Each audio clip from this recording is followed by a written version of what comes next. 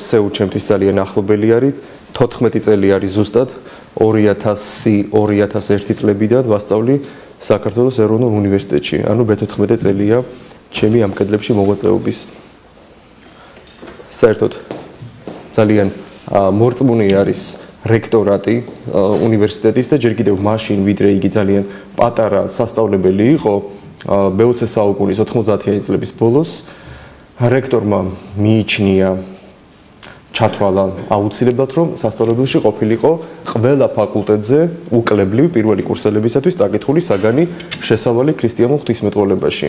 მერე უკვე როდესაც გაიარა უნივერსიტეტმა აკრედიტაცია და ეს დიდებული შენობები აშენდა შენობაში ვინც ნამყოფები ხართ ზევით ალბათ იცით ვინც არა შეგიძლიათ ახვიდეთ ერთი სართულით მაღლა და ნახავთ ჩემი კურთხევით არის მოწყობილი ორი დიდი საკმაოდ მოზრდილი სამლოცველო ოთახი სტუდენტები ესწრებიან პარაკლის ყოვლადწმიდა ღვთისმშობლის და სხვა წმინდანების სახელზე რომელიც ყოველ ორშაბათს პირველის ნახევარზე სწავლის პერიოდში აღევლინება ხოლმე სტუდენტებისთვის, ლექტორებისთვის და საერთოდ ყველა იმ ადამიანისთვის, ვისაც სურს მოვიდეს.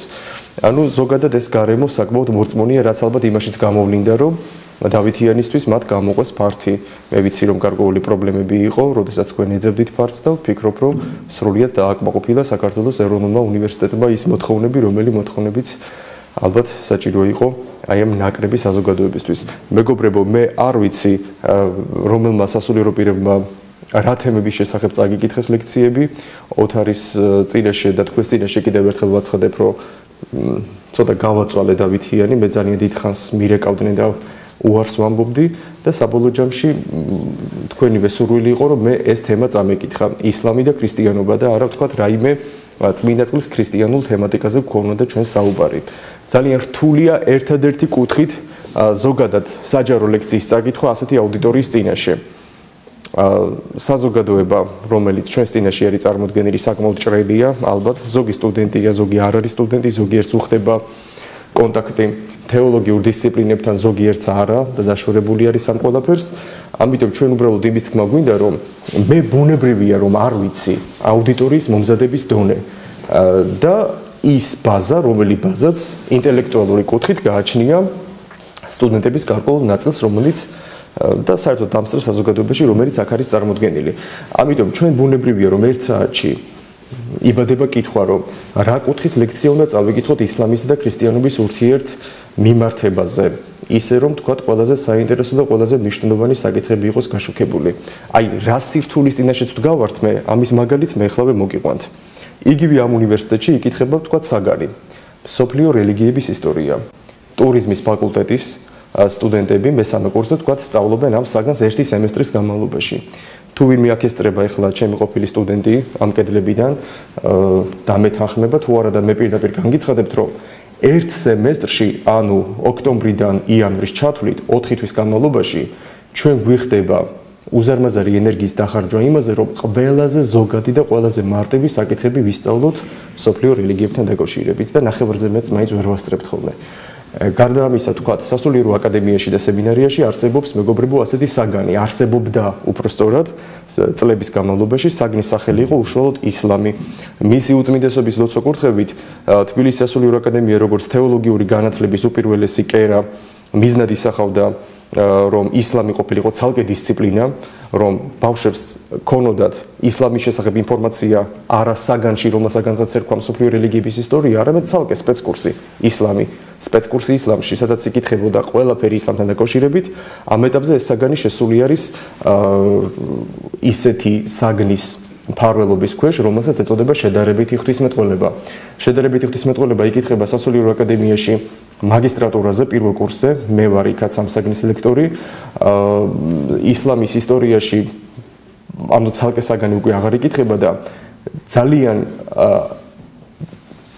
ცოტა დრო გვაქვს ჩვენ დაახლოებით 1 თვე 4 ლექცია, ერთ ლექცია 3 საათის განმავლობაში გრძელდება, ანუ დაახლოებით 4x3 რამდენია 12, ხო, დაახლოებით 12 საათი არის გამოყოფილი იმისათვის, რომ მომავალ სასულიერო პირებს და მომავალ მართლმადიდებელ თეოლოგებს ჰქონდეთ რაღაც ზოგადი ვიკიპედიურ დონეზე ინფორმაცია ისლამის შესახებ. ანუ ჩვენ იქაც ძალიან ცოტა რო გვაქვს ამასთან დაკავშირებით. აი ამ ეტაპზე ეს უკვე ახლა ახლანდელი პროცესია, ახლა მიმდინარეობს, დაახლოებით რამდენიმე თვეში პასუხი გაეცემა საქართველოს საპატრიარქოს წმინდა ანდრია პირველწოდებულის სახელობის ქართული უნივერსიტეტის წიაღში, მისი ამჟამინდელი რექტორის თაოსნობით მიმდინარეობს სამაგისტრო პროგრამის შემუშავება ისლამთმცოდნეობაში, ანუ უფრო კარგი იქნება თუ ვიტყვით ისლამისტიკაში. სამაგისტრო პროგრამის ხელმძღვანელი აგრეთვე მე ვარ. პროგრამის სილაბუსი შედგენილია პროფესორ გელაშვილის მიერ, რომელიც ივანე ჯავახიშვილის სახელობის სახელმწიფო უნივერსიტეტში სრული პროფესორი არის არაბისტიკაში და ისლამის ისტორიაში.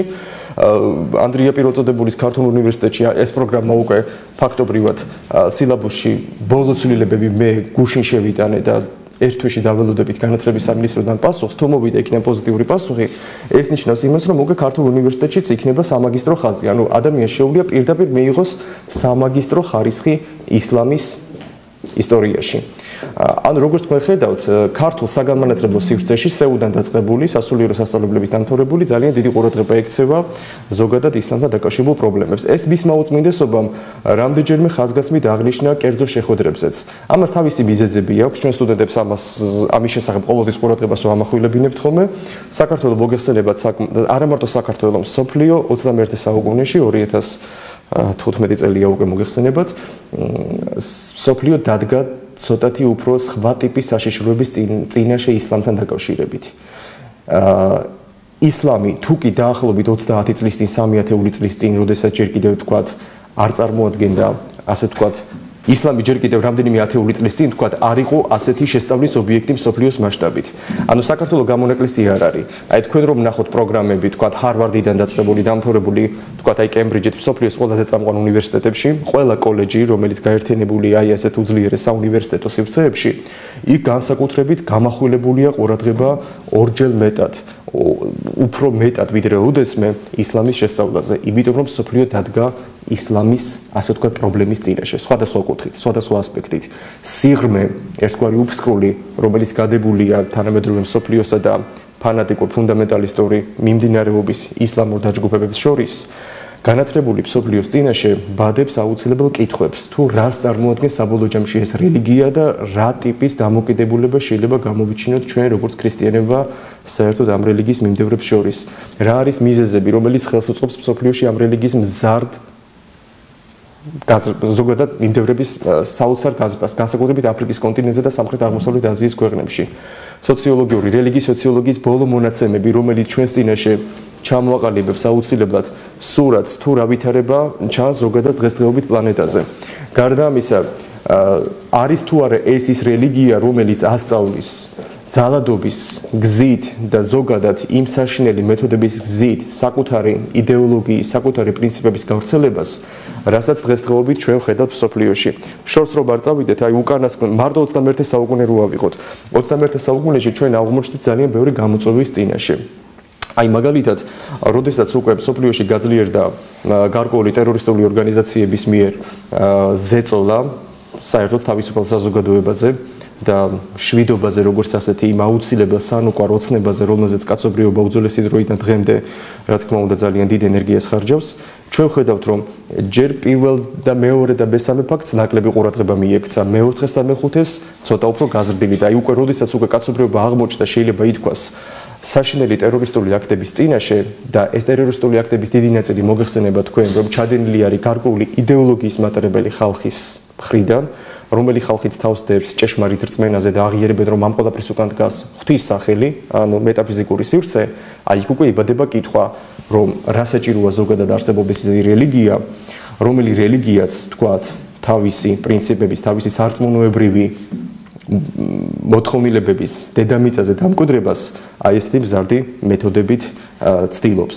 1997 წლის ზაფხულში, როდესაც კენიის დედაქალაქ ნაირობში მოხდა აფეთქება ამერიკის შეერთებული შტატების საელჩოზე და საკონსულოზე, რასაც შედეგად რამდენიმე ასეული ადამიანის დაღუპვა მოყვა. ეს იყო პირველი ყველაზე მასშტაბური სისხლიანი ტერაქტი ისლამის დროშით ჩადენილი უკანასკნელი წლების განმავლობაში ვამობთ, ანუ მას შემდეგ გავიდა დაახლოებით 18 წელი, ანუ არც თუ ისე დიდი დრო და ამის შემდეგ მოგეხსენებათ, რომ მეორე მასშტაბური სისხლიანი ტერაქტი იყო მანჰეტენზე 2001 წლის 11 სექტემბერს ჩადენილი ტერორისტული აქტი, რასაც მსოფლიო სავაჭრო ცენტრის შენობების აფეთქების შედეგად მოჰყვა უამრავი ადამიანის დაღუპვა და კატასტროფული ზარალი ზოგადად ყველანაირი ასპექტით მსოფლიოში, რასაც შედეგად მოჰყვა მოგეხსენებათ ამერიკის შეერთებული შტატების მხრიდან ძალიან მალე რამდენიმე თვეში ავღანეთის საწინააღმდეგოდ დაწყებული კამპანია, რომელიც ფაქტობრივად მეტნაკლებად დღესაც გრძელდება.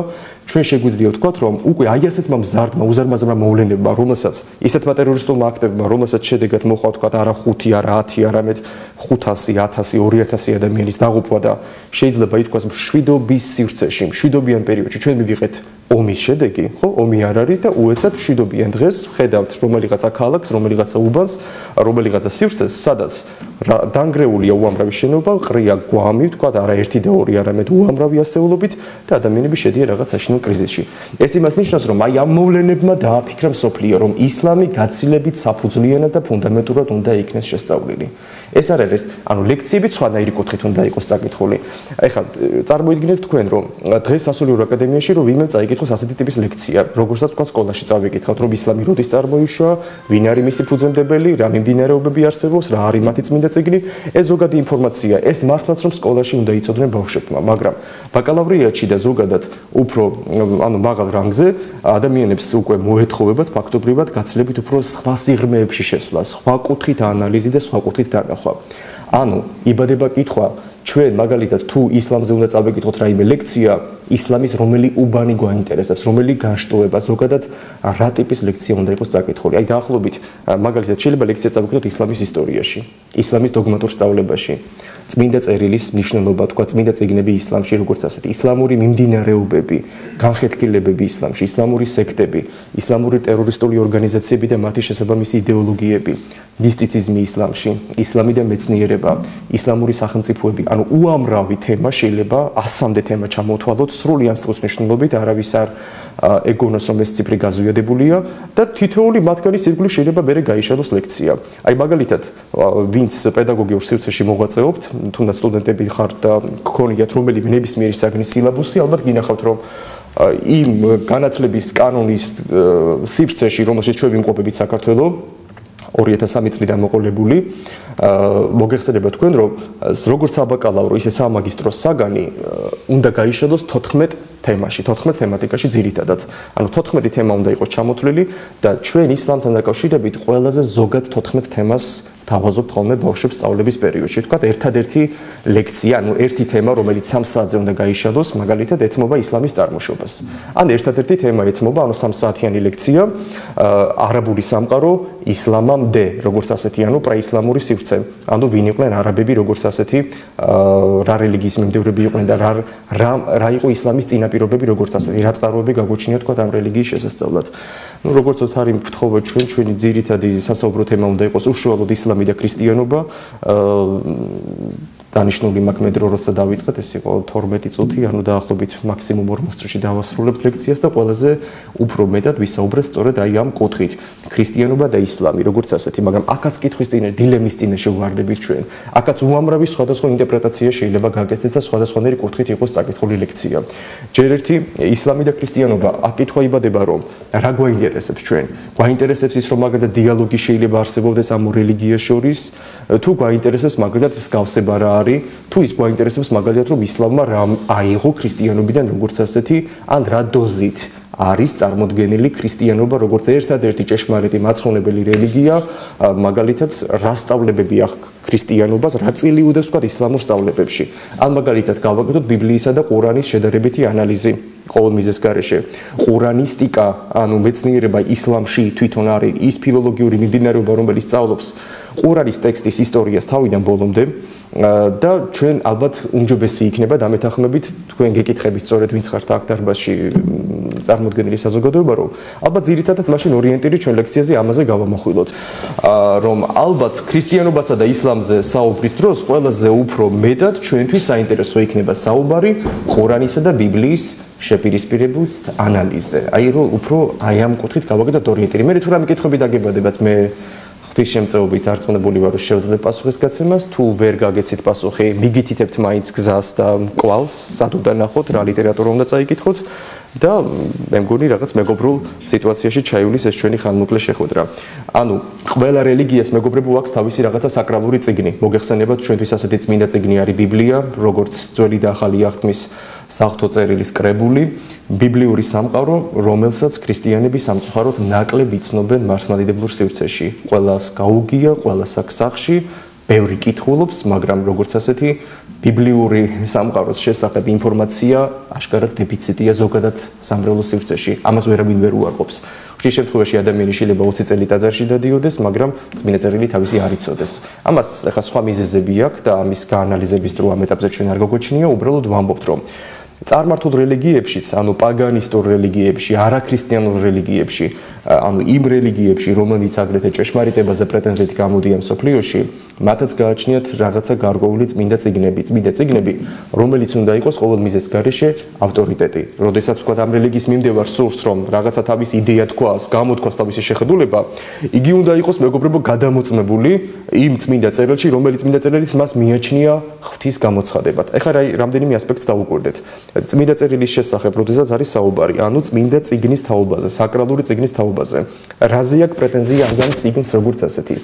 წიგნს პრეტენზია აქვს ყოველ მიზეზს გარეშე იმაზე, რომ იგი არ არის ადამიანის მიერ დაწერილი წიგნი. აი ვთქვათ, რაც არ გინდა გენიალური გონების პატრონი იყოს პიროვნება, მან შეიძლება დაწეროს რაღაცა ბრწყინვალე ფილოსოფიური თხზულება, ან რაიმე მხატვრული ძეგლი, თქვა ჩოთა როსტაველმა დაწეროს, თქვა ვეფხისტყაოსანი, რომელზეც თაობები გაიზარდოს, თქვა სერვატესმა დაწეროს, თქვა დონ კიხოტი, რომელიც შეიძლება ესპანურენოვანი სამყარო დღემდე ემონებოდეს მას, მაგრამ ეს არის რა? ეს არის შედევრები კაცობრიობის ისტორიაში. სულ სხვა სიტუაცია არის რელიგიურ წიგნთან მიმართებაში. რელიგიური წიგნი რას ამბობს, რომ ის რაც ჩემში წერია, ეს არ არის ადამიანური სიბრძნის ნაყოფი.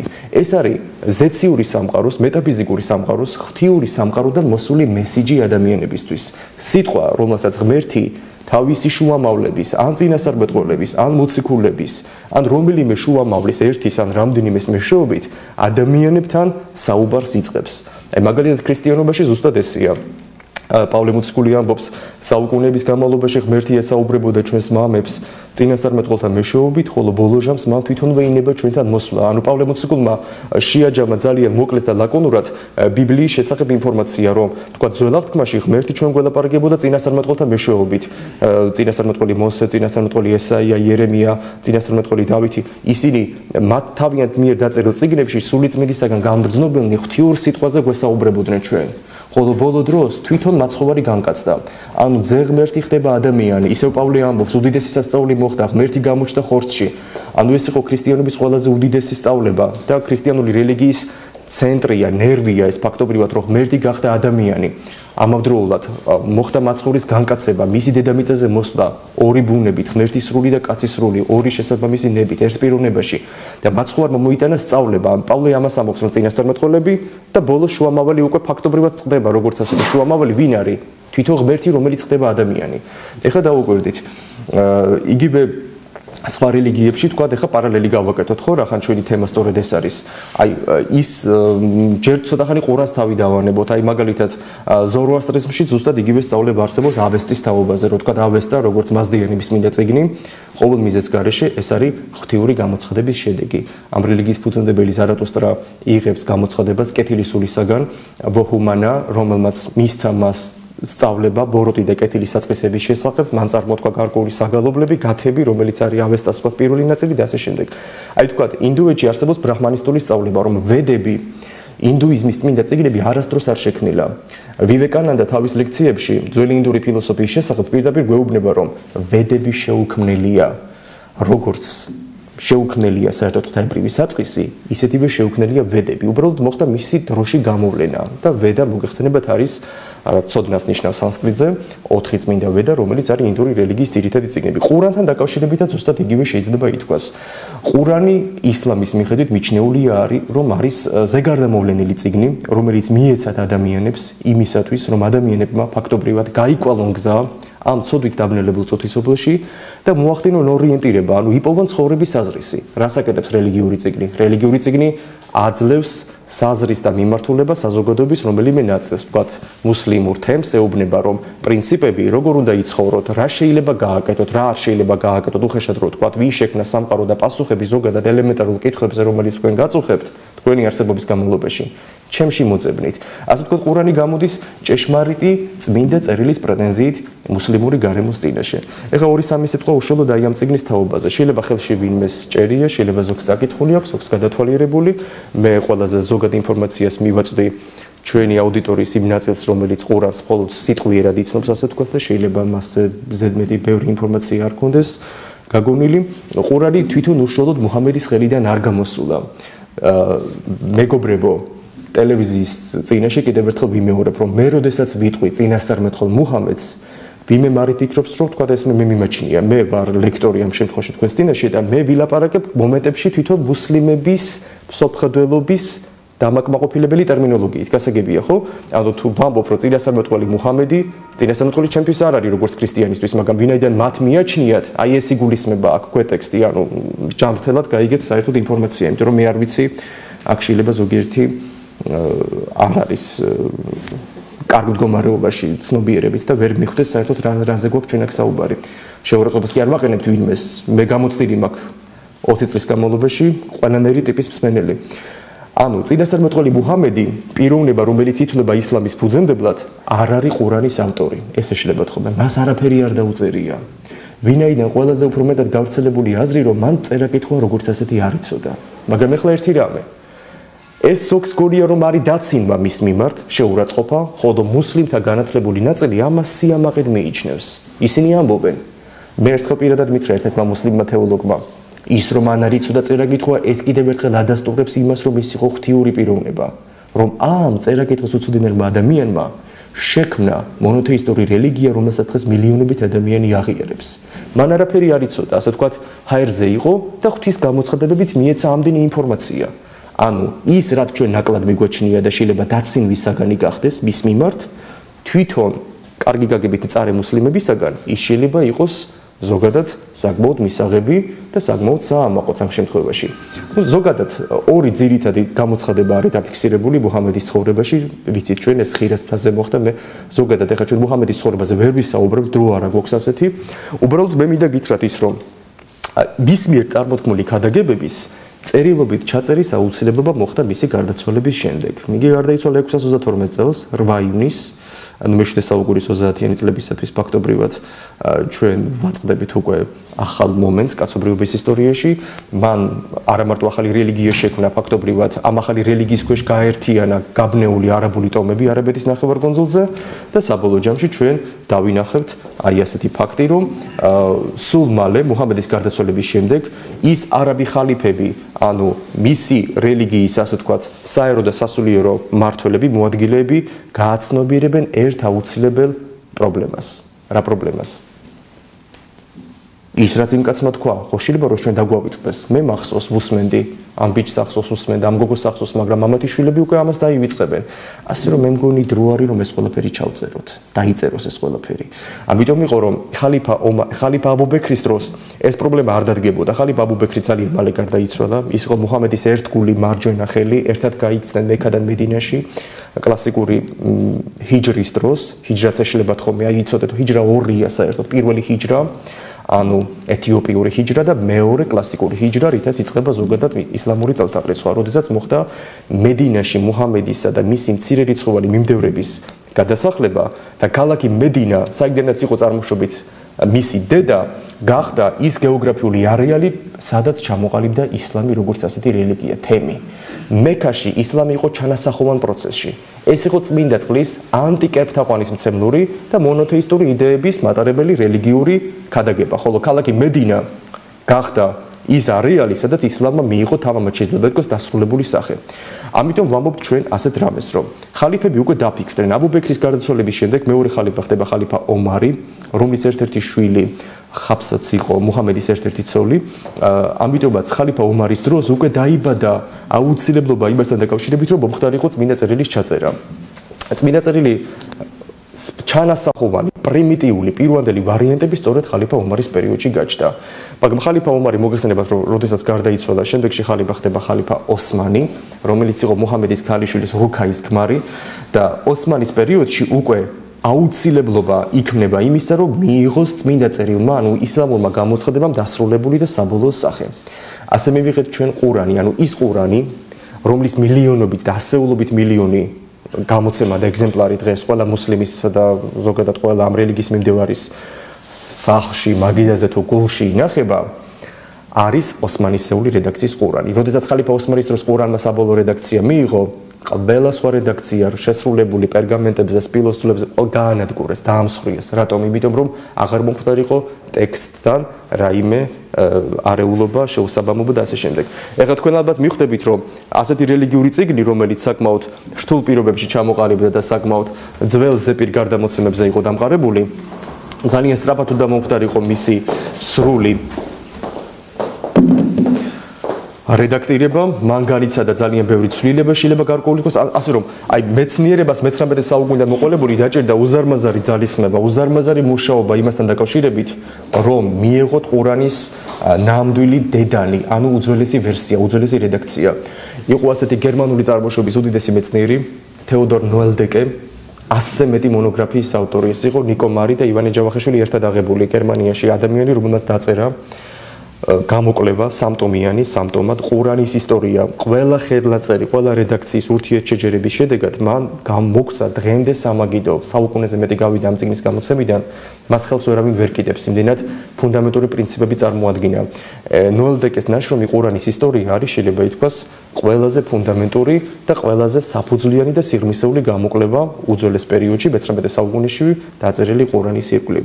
ყურანი არ არის მოცულობით ზუსტად იმხელა, რამდენიც იქნება თქვა ბიბლია. ეხლა ბიბლიის გამოცემასაც გააჩნია, ხო, რა შრიფტით არის დაბეჭდილი, თქვა პალიტრამ დაბეჭდა 2 წლის წინ, შედარებით უფრო პატარა ხაზით, ცოტა უფრო პატარა წიგნია. ჩვენს დროს ბავშვობაში იყო საპატრიარქოს გამოცემა, 1999 წლის გამოცემა, ბევრს გექნებოდა ოჯახში დიდი ბიბლიები, ხო? ბეფ ჯეიმსის ბიბლია ინგლისურ ენაზე ჩვეულებრივი წიგნია, ჯიბეში ჩაიდება ადამიანებს, გააჩნია როგორ იბეჭდება, ამას მნიშვნელობა არ აქვს, მაგრამ ყურანი მასთან შესაბამისობაში მოცულობით თუ სიტყვებს და ასოებს დავთვლით, რა თქმა უნდა, შედარებით უფრო პატარა წიგნი გამოვა, გაცილებით პატარა. ეხლა გავშალოთ ჩვენ უშუალოდ ყურანის ირგვლივ არსებული პრობლემატიკა, რაზეც შეიძლება რომ საუბარი წარმართოთ.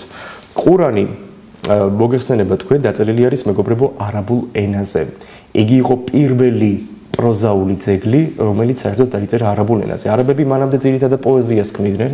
ხატრულ სფეროში ყავდათ ცნობილი პოეტები, პრეისლამამდელი, ანუ ჯახილის პერიოდის არაბი პოეტები, ძალიან ცნობილი, ძლიერი გავლენიანი პოეტები იყვნენ და ეს საგანგებოდ საფუძველი ეყრება ამ დროისათვის კლასიკურ პოეზიას, მაგრამ ყველა არაბულენოვანი პროზაული ძეგლი 1001 ღამიდან დაწყებული, ქილილა და დამანათი დამთავრებული, ყველა მათგანი, რომელიც მე-8, მე-9, მე-10 საუკუნეებში შეიქმნენ, ისინი ემყარებიან როგორც ასეთი პირველ პროზაულ ძეგლს. წმინდა ფილოლოგიური, ლიტერატურული კულტით ეს იყო ყურანი, რომელიც დაიწერა გარითმული პროზით, საჯი, ანუ ის პროზაა, მაგრამ ასე ვთქვათ, ერთგვარი ფსალმუნის მსგავსად ცოტათი უფრო ნახევრად სასიმღერო ტონალობით შეიძლება წავიკითხოთ. ეს არ არის ასე ვთქვათ მოთხრობასავით დაწერილი. სტილი იმდენად რელიგიურია, როგორც აი მეკითხარით, თუ ვინმეს ბიბლიაში აქვს წაკითხული, აი იობის წიგნი, ან სოლომონის იგავები, ან მაგალითად რომელიმე სიბრძნის მეტყოლების შემცველი ძველი აღთქმის ტექსტი, ანალოგიური სტილით არის ორიგინალში შექმნილი სწორედ ყურანი. ანუ ეს ხო პირველი პროზაული ძეგლი. არაბები, რა თქმა უნდა, მას ჩაწერდნენ, დაწერდნენ უფრო სწორად არაბული გრაფიკის შესაბამისად. არაბულ ანბანში არის 28 გრაფიკული გამოსახულება, ანუ 28 ნიშანი. ეს 28 ნიშანი მოგეხსენება ძირითადად თანხმოვანებია, ანუ კონსონანტური ენა არის, ხმოვნები არ იწერება და საჭირო იყო მოგვიანებით მე რა თქმა უნდა ტექსტის გახმოვანება. დღესაც გახმოვანდება მხოლოდ და მხოლოდ 3 ტიპის ლიტერატურა არაბულ ენოვან სამყაროში. ყურანი, ნებისმიერი ყურანი გახმოვანებული უნდა იყოს და ამოწოდოთ ლექსიკონები და სახელმძღვანელოები, რომ ადამიანებმა ისწავლონ უბრალოდ ენათორეს. სხვა პრესიდან დაწყებული ნებისმიერი წიგნი არაბულ ენაზე არ ხმოვანდება როგორც ასეთი. არაბები მოგეხსენებათ როგორც წერენ, ხო, ჩვენგან საპირისპიროდ, ამიტომაც ყურანი აქედან უნდა გადაიშალოს და უნდა მიუყვეს ადამიანი და დაინახავს მის შინაარსში, რომ იგი 114 ნაწილისაგან განიყოფება არაბულად სურა, ტერმინი სურას ეტიმოლოგია დღემდე უცნობია, ანუ რამდენიმე ვერსია არსებობს, როგორ უნდა გაიშიფროს, თქვა როგორც ესეთი, ანუ ყურანი შედგება 114 თავისაგან, ანუ 114 სურისაგან. თვითონ თავები შედგება მეგობრებო გარკვეული წყარედებისაგან, ანუ მუხლებისაგან, როგორც ბიბლიაში ახალი აღთქმა თქვა თავი პირველი და მუხლი პირველი, მეორე, მესამე, ანალოგიურად გარკვეული მუხლები, რომელსაც აიებს უწოდებენ ხოლმე, სურები და აიები. 114-ვე სურას აქვს თავისი სახელი, როგორც ასეთი. პირველი სურა არის გამხსნელი სურა, ალ-ფათიხ, გამხსნელი სურა, რომელსაც ადამიანი შეყავს ყურანისეულ სამყაროში. იგი დაახლოებით 6 აიასაგან შედგება. გადავშალოთ ყურანი. რა წერია პირველ სურაში? პირველი სურა, ასე ვთქვათ, ადამიანებს შეიყვანს, გაუხსნის კარიბჭეს, რომ ადამიანმა დაინახოს ისლამური თეოლოგიის უპირველესი პრინციპები. სახელითა ღვთისათა, წყალობელისა, მოწყალისა. იწყება თქვათ პირველი ტექსტი. ანუ მე გვეუბნება ყურანი, მე ვილაპარაკებ ღმერთის სახელით, ერთი უზენაესი ღმერთის სახელით. ალ-არტიკლი არაბულში, რომელიც განსაზღვრავს კონკრეტულად რომელიმე კონკრეტულ საგანს, მიემართება ღმერთს და საუბარი არის იმაზე, რომ მე აქ არ ვლაპარაკობ კერპებზე, არ ვლაპარაკობ ცრუ ღმერთებზე. ბიბლიაში ხშირად შეიძლება შეხვდეთ ჩვენ სიტყვა ღმერთნი, ცრუ ღმერთის მნიშვნელობით, ანუ ცრუ ღვთაების მნიშვნელობით. აი ფსალმუშიც წერია ყოველნი კერპნი და ყოველნი ღმერთნი და ასე შემდეგ, ახლა ეს ცოტა შორს წაგვიყვანს. ანუ ყურანიც გვეუბნება, რომ ღმერთი, რომელზეც მე თქვენ გელაპარაკებით, ერთია სამყაროში და ეს არ არის ჩემს მიერ მოგონილი ღმერთი, ეს სწორედ ის ღმერთია, რომელმაც სამყარო შექმნა, რომელმაც ადამიანი გააჩინა დედამიწაზე, რომელიც წარმართავს მსოფლიო პროცესებს და ეს იგივე ღმერთია, რომელსაც თქვათ აღიარებდა ადამი, პირველი ადამიანი, რომელსაც აღიარებდა თქვათ აბრაამი, რომელსაც აღიარებდა მოსე და მიეცა მას გამოცხადება ღმერთისაგან. ეს არის ის ღმერთი, რომლის სახელითაც იესო ქრისტე ლაპარაკობდა და ეს არის ის ღმერთი, რომლის სახელითაც აგრეთვე ყურანი და მისგან გამომდინარე ზოგადად ისლამი ისაუბრებს. პირველ სურაში პირველი სურა ასე ვთქვათ ლოცვასავით არის. იგი საერთოდ ჩართული არის ისლამის 5 ბურჯიდან ერთ-ერთ მთავარ ბურჯში, ანუ ლოცვაში. პირველივე სურაში საუბარი არის, რომ ღმერთი არის ერთი უზენაესი, დიდება ღმერთს, სამყაროს შემოქმედს, მე მიმართავს მას მუსლიმი, რომ ჩვენ შენ მოგმართავთ. აი როგორია პირველი სურის შინაარსი. ჩვენ შენ გცემთ თაყვანს, შენგან ვითხოვთ ჩვენ შეწევნას. დაგვადგინე ჩვენ სწორ გზაზე, იმ გზაზე, რომელ გზაზეც დადიან მართალი ადამიანები და არა იმ გზაზე, რომელზეც დადიან შენს მიერ შერისხულნი და შენს მიერ გზააბნეულნი. კომენტატორები ამბობენ, რომ ყურანის ამ ორ სიტყვაში გზააბნეულები და შერისხულები იგულისხმებიან ისლამის პარალელურად არსებული ორი აბრაამისტული, ანუ მონოთეისტური რელიგიის მიმდევრები, ქრისტიანები და იუდეველები.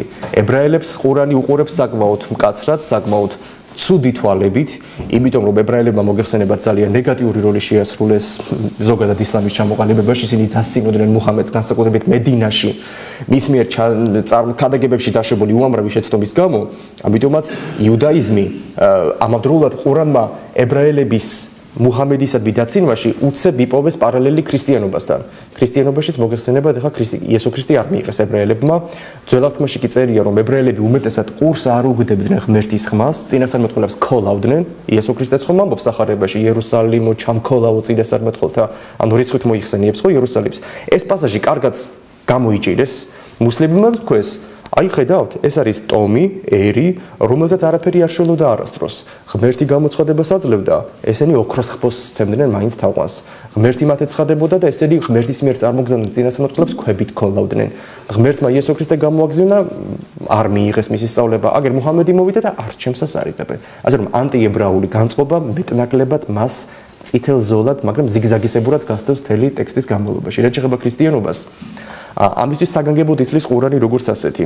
ეხლა ჩვენ ვთქვით ახლა რომ ყურანს აქვს თავისი თავები, ხო? შესაბამისი სახელები ქვია თითოეულ თავს. ზოგადად ებრაელების იუდაიზმის როგორც ასეთი ერთგვარი ანალიზი მოცემულია მეორე სურაში. ძროხა და მესამე სურა არის ჩვენთვის საინტერესო ქრისტიანებისთვის, სურა, რომელსაც ეწოდება იმრანის სახლეული, ან იმრანის ოჯახი, როგორც ზოგი თარგმანი მას შეიძლება თარგმნდეს როგორც ასეთი. ვინ არის იმრანი? ბიბლიური ამრაამის არაბული ფორმა, პიროვნება, რომელმაც ფაქტობრივად თამამად შეიძლება ითქვას მოგვცა ჩვენ ხაზი, რომელი ხაზიც არის მიღებული ისლამის ისტორიაში, რომ ამ ხაზს ეკუთვნოდა ყოვლადწმინდა ქალწული მარიამიც, პიროვნება, რომლისაგანაც უთესლოდ განხორციელდა მაცხოვრის მოსვლა დედამიწაზე. ანუ დავაკვირდეთ ჩვენ ახლა ასეთ რაღაცას. ჩვენ უნდა მივაქციოთ ყურადღება იმ ფაქტს, რომ მესამე სურაში იწყება ქრისტიანობის შესახებ საუბარი როგორც ასეთი. ჩვენ ცოტა ხანი ახლა გავჩერდეთ და გადავახტეთ აი ამ ფაქტს და შევაჯამოთ რაც ჩვენ თქვით კიდე 2-3 სიტყვით. ბიბლიას აქვს უზარმაზარი წილი და ფენა ზოგადად ყურანის ისტორიაში. ყველაზე მთავარი რაც თქვენ შეგიძლიათ დაიმახსოვროთ არის შემდეგი ფაქტი. ადამიანი ვერაფრით ვერ მოყვება ყურანის შინაარს, ზუსტად ისე როგორც შეიძლება მოყვეს მან მაგალითად ბიბლიის რომელიმე წიგნის შინაარსი. აი ვთქვათ მე მომიდა მოვყვე სმენელის წინაშე დაბადების შინაარსი ბიბლიის პირველი წიგნის. ადამიანი თამამად გაყვება მოვლენიდან მოვლენას, ფაქტიდან ფაქტს, ღმერთი ქმნის სამყაროს, პირველ ადამიანებს, სამოთხეში ცხოვრება, ცოდვით დაცემა, სამოთხიდან გამოდევნა, კაინი და აბელი, წარღვნის ისტორია, ნოეს ამბავი, ნოეს შვილები, ბაბილონის კოდოლი. დაუკვირდით, მოვლენები კანონზომიერად ვითარდება. ერთ ქრონოლოგიურ ფაქტს მეორე ფაქტი მოყვება, მეორეს მესამე. ყურანში ქრონოლოგია არის დარღვეული. ყურანში არ არის გეგმაზომიერი საუბარი. შეიძლება ცალკეული სურები ერთ კონკრეტულ ამბავს გვიყვებოდეს და ამბავზე მოგვითხრობდეს, მაგრამ იგი ყოველ მიზეზის გარეშე გადადის ქრონოლოგიურად ერთი მოვლენიდან მეორე მოვლენაზე. შეიძლება ჯერ იყოს მოთხრობილი ყოვლადწმინდა ღვთისმშობელი მარიამის შესახებ, თქვა ისლამური სწავლebები, შემდეგში იყოს თქვა მაგალითად მოცემული, მაგალითად წინასწარმეტყველო მოსესთან დაკავშირებული ამბები, ან იოსების ამბავი. იოსები ტყუილად არ გვიხსენებია ჩვენ. იუსუფ არაბულად იაკობის მე-11 ვაჟი, რომელიც განსაკუთრებული სილამაზით გამორჩეული ჭაბუკი იყო, რომლის წინაშეც ისლამის მიხედვით ქეციხრი და დიდი და პატარა, იოსებს ეძღვნება საგანგებო სურა ყურანში, სურა იოსებისა, სადაც მოთხრობილია ზუსტად იგივე ამბავი, მაგალითად, რაც მოთხრობილია ბიბლიაში, კერძოდ დაბადების წიგნის ბოლო რამდენიმე თავის განმავლობაში.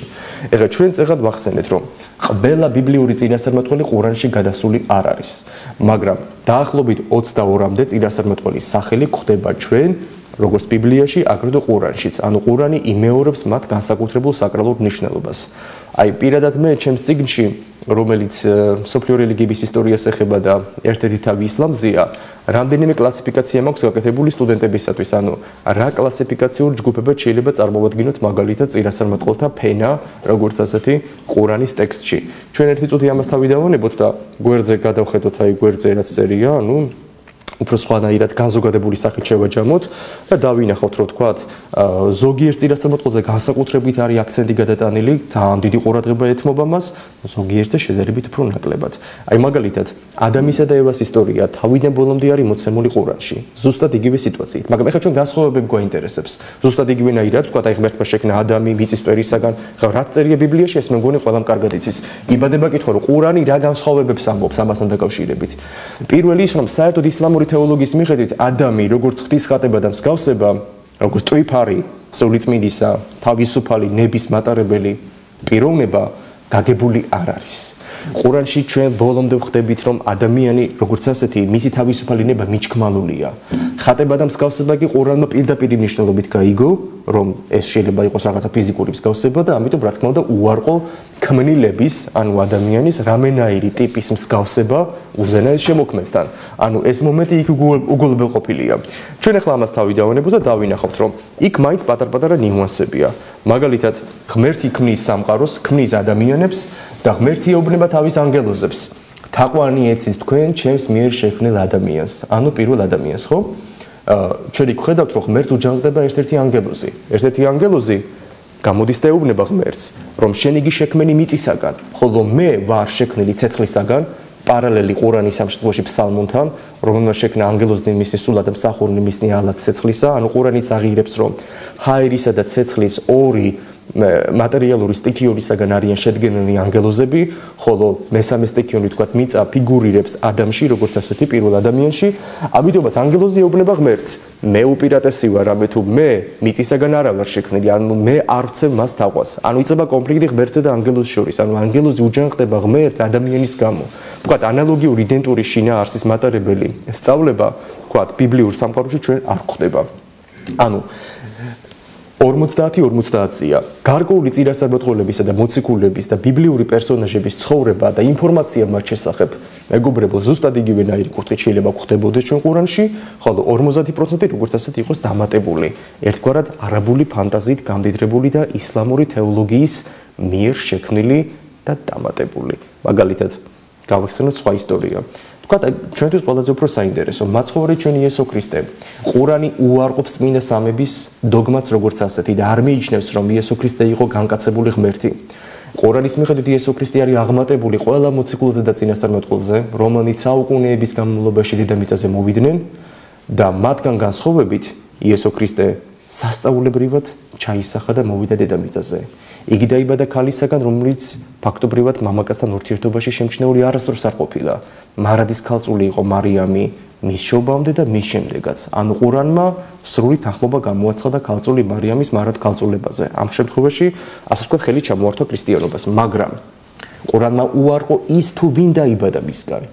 ჩვენ კარგად ვიცით, ვინ არის ჩვენთვის უფალი და ყურანის მიხედვით ის იყო აგრეთვე უდიდესი წინასწარმეტყველი, უდიდესი მოციქული, მიუხედავად იმისა, რომ ვინც არაბული ენა იცის, ის მაშინვე დაიჭერს ერთი-ორ ადგილას ყურანის ტექსტში სიტყვებს ღვთის სიტყვა, მას მაინც მიემართება ყველაზე უფრო მეტად განსაზღვრება იბნ მარიამ, ძე მარიამისა, ან შეიძლება იყოს როგორც აბდ ალლაჰ, ანუ მონა უფლისა. როგორც ასეთი, ეს არის პიროვნება, რომელიც არ არის უშუალოდ ძეღმერთი. ის წინასწარმეტყველია. წინასწარმეტყველი და მოციქული, რასულ უმაღლესი მოციქული, რომელიც მოდის დედამიწაზე. ანუ, ეხლა აქ რა შეა საქმე? მიაქციეთ ყურადღება ასეთ ფაქტს, რომ ერთი წუთი აი აქ სადაც ვიყავით გავჩერდეთ, ოღონდ სადაც გავჩერდით ეს არ დაივიწყოთ, ამას უნდა მიუბრუნდეთ. ეხლა უყურეთ რას ასწავლის ყურანი და ზოგადად ისლამი, ყურანზე დაყრდნობით. საუკუნეების განმავლობაში ღმერთმა ათასობით წინასწარმეტყველი მოავლინა დედამიწაზე. ეს წინასწარმეტყველები რომ მოდიოდნენ, ადამიანებს ღმერთის სიტყვას ასწავლიდნენ. და ზოგიერთმა წინასწარმეტყველმა თუ არა უმეტესობა სიტყვებს დავუყურეთ უმეტესობა რაც ასწავლა ამ ხალხს წერილობითი კუთხით ანუ წიგნის სახით დაუტოვა ადამიანებს რომ მერე ამ ადამიანებს ეს ყველაფერი წაეკითხათ აი ამ წინასწარმეტყველთა მიერ დატოვებული წიგნების დიდი ნაწილი კაცობრიობის ისტორიაში დაიკარგა ანუ უმეტესობამ ჩვენამდე არ მოაღწია ამბობს ყურანი ჩვენამდე მოაღწია მხოლოდ სამმა მათგანმა თავრათ ანუ თორა მოსე წინასწარმეტყველის ხუთწიგნეული ზანბურ ფსალმუნები ანუ წინასწარმეტყველი დავითის ნააზრევი რაშიც იყო და ინჯილ სახარება რომელმაც არეკლა იესო ქრისტეს სწავლებები მაგრამ სამივე წმინდა წერილმა მოსეს ხუთწიგნეულმაც წინასწარმეტყველი დავითის ფსალმუნებას და სახარებამაც ჩვენამდე არასწორი დამახინჯებული ინტერპრეტაციებით მოაღწიეს ქრისტიანულ სამყაროში მათი ტექსტები შეირყნა ამიტომაც მიუთითებდნენ რომ არსებობდა 100-ზე მეტი სახარება პირველ საუკუნეებში და ეკლესიამ მხოლოდ 4 გამოყო. ანუ ყურანმა აპოკრიფული სახარებების მიმართ სიმპათია გამოიჩინა და თქვა, რომ არა მარტო მათესი, მარკოზის, ლუკას და იოანეს სახარებები, არამედ ჩვენი თანამშრომელია სეუსი, ანუ არა მარტო ეს 4 სახარება, არამედ სხვა სახარებების, თქვა ფილიპეს სახარება, თომას სახარება, ნიკოდიმოსის სახარება, სხვა სახარებებით შესაწყნარებელია. ეკლესიამ არასწორად გააკეთა მათი კრიტიკა, რაც ქრისტეზე წერია, იქ ისინიც მართალია. ამიტომაც ყურანმა ეხლა გადავიდეთ რაზეც წეგან გავჩერდეთ. ქრისტეს შესახებ ინფორმაცია ყურანში, აი 3 ნაწილად შეგვიძლია დავუყოთ. პირველი, რაც გვხვდება ჩვენ ბავშვებო კანონიკურ სახარებებში, ანუ 4 თავში და რაც გვხვდება თქვა იგივე ყურანშიც. მეორე, რაც გვხვდება აპოკრიფულ სახარებებში, ანუ ისეთ სახარებებში, რომელიც ეკლესიისგან შეწყნარებული არ არის. მაგრამ გავხვდება ყურანში. და მესამე, რაც არ გვხვდება არც კანონიკურ, არც არაკანონიკურ სახარებებში, მაგრამ გვხვდება ყურანში. ანუ წმინდა წყლის ისლამური დანამატია. აი მაგალითად, იესო ქრისტე აღადგენდა მკვდრებს. სახარებაში ნათქვამია, რომ ბევრ მკვდარს თქვათ, მაგრამ უშუალოდ კანონიკურ ტექსტებში 3-ზეა მინიშნება. ნაინელი ქვრივის ვაჟიშვილის გაცოცხლება, სინაგოგის უფროსის გოგოს გაცოცხლება და ლაზარეს აღდგენება. 3 ამბავია მოთხრობილი როგორც ასეთი თხრობაში ჩართული. ყურანიც აღიარებს, რომ იესო ქრისტეს შეეძლო მკვდრების აღდგენება. ეს იყო წინასწარმეტყველი, რომელიც მკვდრებს აღადგენდა. ეხლა მეორე. მაგრამ თქვათ მაგალითად არც არ წერია ის, რომ მაგალითად იესო ქრისტეს შეეძლო გამოეძერწა ბავშვობაში თიხისაგან ჩიტები ჩაებერა მათთვის სული და ეს ჩიტები ცოცხალ ჩიტებად ქცეულიყვნენ. ეს პასაჟი ცნობილია აპოკრიფულ თომას სახარებაში, გნოსტიკურ მანიქეური წარმოშობის სახარებაში, რომელიც ეკლესიამ უარყო. კირილე იერუსალიმელი მე-4 საუკუნეების უდიდესი მოღვაწე წერს. აი კირილეს სიტყვები. ასე პირად მომყავს. არავინ წაიკითხოს თომას სახარება. რამე თუ მართალია იგი წოდებულია სახარებად წოდების სურვილით სინამდვილეში იგი მარტივთა გონებას რყნის. რამე თუ იგი დაწერა არა უფლის 12 მოციქულიდან ერთ-ერთმა წმინდა მოციქულმა თომამ, არამედ ანტიქრისტე მანესის ერთ-ერთმა მოწაფემ, რომელსაც აგრეთვე თომა ერქვა. ანუ მოკლედ და ლაკონურად კირილემ აუკრძალა მორწმუნეებს თომას სახარების გამოყენება და თქვა, რომ ეს თომა მოციქულმა კი არა და წერა ვიღაც სხვა თომამ. ვინ თომამ? მანესი ვინ იყო? მანიქეიზმის ფუძემდებელი, გნოსტიკური რელიგია მე-3 საუკუნის ირანში წარმოიშვა. და ამით პირდაპირ ამბობს, მოკლედ და ლაკონურად ყურანი თქვათ რომ თომას სახარებაში რაც ხდება, იგივე პასაჟები ყურანშიც არის გაბნეული. მაგრამ ყურანში დანამატებიც ხდება. აი ავიღოთ ნიმუშების მეხუთე სურა, მაგიდის სურა.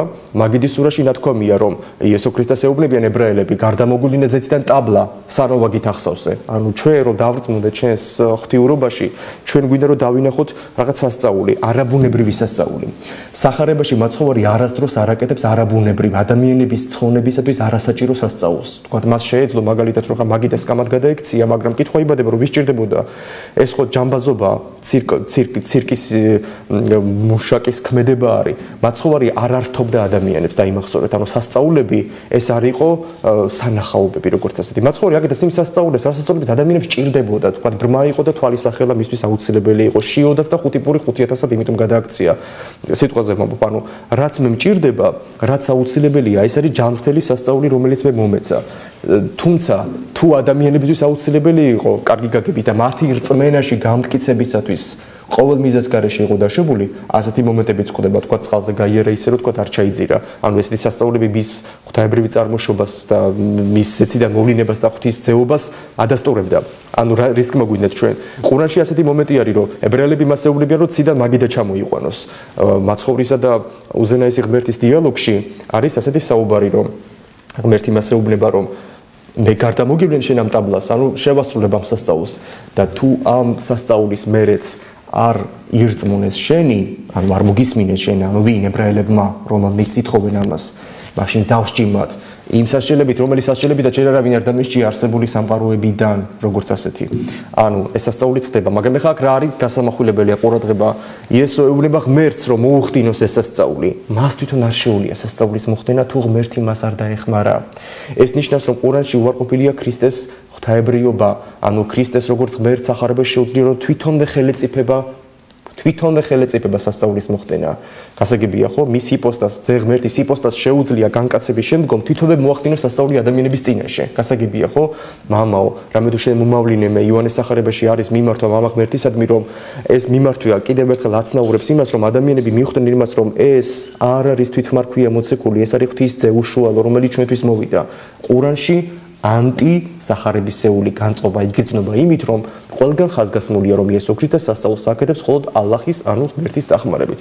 ეხლა წამომწდა რაც შეეხება სიტყვა ალლაჰს, რომელიც დღემდე 2015 წელსაც ბავშვებო არის პრობლემური თარგმანების კუთხით. სპეციალური ისლამთან დაკავშირებულია კონფერენციები რო იმართება, ანუ სხვა არაარაბულენოვანმა ხალხებმა როგორ უნდა წარმოთქვან იგი. სხვა ენებზე როცა ითარგმნა ყურანი, როგორ უნდა გადაითარგმნოს ღმერთის სახელი როგორც ასეთი. ყველაზე უფრო მეტად გავრცელებულია ის ფორმა, რომ ალლაჰს თარგმანის გარეშე არაბულიდან პირდაპირ თარგმნიან, თქვა როგორც ასეთი, მაგრამ ბევრი მეცნიერი, აი მათ შორის ახლა მე ჩემი ძალიან ესეთი მოკრძალებული ჭკუით ამ შემთხვევაში ვეთანხმები ამ აზრს როგორც პედაგოგი, რომ უნდა ითარგმნებოდეს როგორც ღმერთი, იმიტომ რომ საერთოდ არაბული լ რბილია ძალიან თუ დააკვირდება ადამიანი, ხო? არტიკლის լ კოლხური ლს მსგავსად, მეგრული ლს მსგავსად რბილდება ძალიან. აი სიტყვაზე ყველა სიტყვაში ეს იქნება ალჯიდარ კედელი მაგალითად ხო ალბაბ კარი ალღურფა ოთახი ალბაით სახლი ანუ რის თქმა გვინდა ჩვენ იმის თქმა გვინდა რომ ალ არტიკლი განსაზღვრავს სახელს რაც არის ინგლისურში ეს ზე არტიკლი ხო განსაზღვრების არტიკლი განუსაზღვრელი არტიკლი განსაზღვრული არტიკლი ხო გერმანულშიც არის ფრანგულშიც ევროპულ ენებში არაბულსაც გააჩნია არაბული არტიკლის ალ არტიკლი თუ ღმერთთან მიმართებაში დაიბადება დაისმება წინ ის გააორმაგებს ლს გემინაცია მოხდება ამობრუნებული ქართული ოს მსგავსი დაეწერება ზევიდან ესეთი ხაზით ანუ გაამაგრა გასაგებია ხო ალლაჰ ორი ლ ერთმანეთს შეხვდა როგორც ასეთი იმიტომ რომ ილაჰუნ თქვა ღმერთი ანუ განსაზღვრა მე ზე გოდ ანუ ის ღმერთი რომელ ღმერთზეც საუბარი არის არა რომელიმე წარმართულ ღვთაებაზე არამედ ერთ მონოთეისტურ საწყისზე ის ვინც არის სამყაროს შემოქმედი გასაგებია ხო ანუ თამამად შეიძლება არაბული ენიდან ყურანის თარგმანის დროს სხვა ენებზე მათ შორის ქართულ ენაზეც ითარგმნოს როგორც ასეთი ალლაჰი ღმერთად მაგრამ ჩვენ გაგვაჩინა ყურანის სამი თარგმანი ქართულ ენაზე პირველი შესრულებულია ფრანგული ენიდან ანუ შუალედური ენიდან მირიანაშვილი იყო ასეთი ძალიან გავლენიანი ქართველი მოღვაწე მე-20 საუკუნის დასაწყისში 1907 წელს გამოვიდა რამდენადაც მახსოვს მისი ყურანის თარგმანი ქართულ ენაზე მე შეასრულა მეორე არაბული ენიდან პროფესორმა გიორგი ლობჟანიძემ და სანამ გიორგი ლობჟანიძე თარგმნიდა უკვე დაწყებული ჰქონდა თარგმნა ივანე ჯავახიშვილის სახელობის სახელმწიფო უნივერსიტეტის პროფესორს აპოლონ სილაგაძეს რომელმაც მოგცა ჩვენ ყურანის მესამე ქართული თარგმანი არაბული ენიდან შესრულებული იგი ჯერ ცალკეული სურების სახით, ტომების სახით არის გამოსული ქართულ ენაზე, შესაბამისი კომენტარებით, ორივე ლობჟანიძისეულ და ბატონი აპოლონის მიერ შესრულებულ თარგმანსაც ის ღირსება გააჩნია, რომ ისინი ყურანის ეგზეგეტიკასაც აკეთებენ, ანუ თარგმანებს, განმარტებას. ახლა ბიბლიას განმარტება აქვს ბუნებრივია, ისლამშიც ყურანის განმარტება აუცილებელი იყო.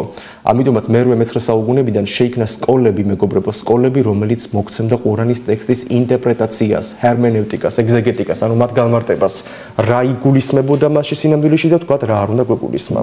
რაც შეეხება სხვა წინასწარმეტყველებს, ბიბლიიდან ყურანში გარდა იესო ქრისტესა და მარიამის ამბავი მოთხრობილია მესამე სურაში, იმრანის ოჯახი და კიდევ სხვა სურაში, რომელსაც პირდაპირ ეწოდება სახელად სურა მარიამისა. ყურანის მიხედვით ხარება, ანუ ლუკას სახარებაში ხარებისეული მომენტები მოცემულია მესამე სურაში. ეცხადება მას თავარანგელოზი გაბრიელი, რომელიც ამცნობს, რომ ისკენ უნდა დაიბადოს ადამიანი, რომელიც იქნება უდიდესი წინასწარმეტყველი.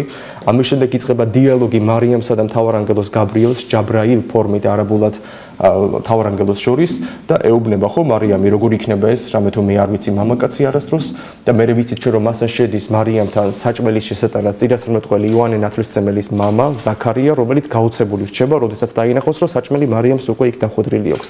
საინდა გაქვს მარიამ შენ ეს სანომა გეუბნება ზაქარია ყურანში. მარიამი პასუხობს: ჭეშმარიტად ალაჰმა ღმერთმა მიბოძამეს, რომელიც არის დაფარულთა ზემეცნიერი და ანუ ის არისო ის ვით საზრდოს მომცემი არისო ჩვენთვის. ანუ ძალიან საინტერესო არის ბიბლიურ პერსონაჟებთან დაკავშირებული მომენტები ყურანში, მაგრამ ვინმე მისი არ გაიგოს, ფინალისკენ მივდივართ ნელ-ნელა 10 წუთში მორჩებით, ვინმე მისი არ გაიგოს, რომ ყურანში მარტო ბიბლიური პერსონაჟების შესახებ არის საუბარი. ყურანი არის ისლამური რელიგიის წმინდა წერილი რამდენიმე ასპექტით. ყურანში არის მოცემული მეგობრებო ისლამური სამართალი, ანუ შარიათი.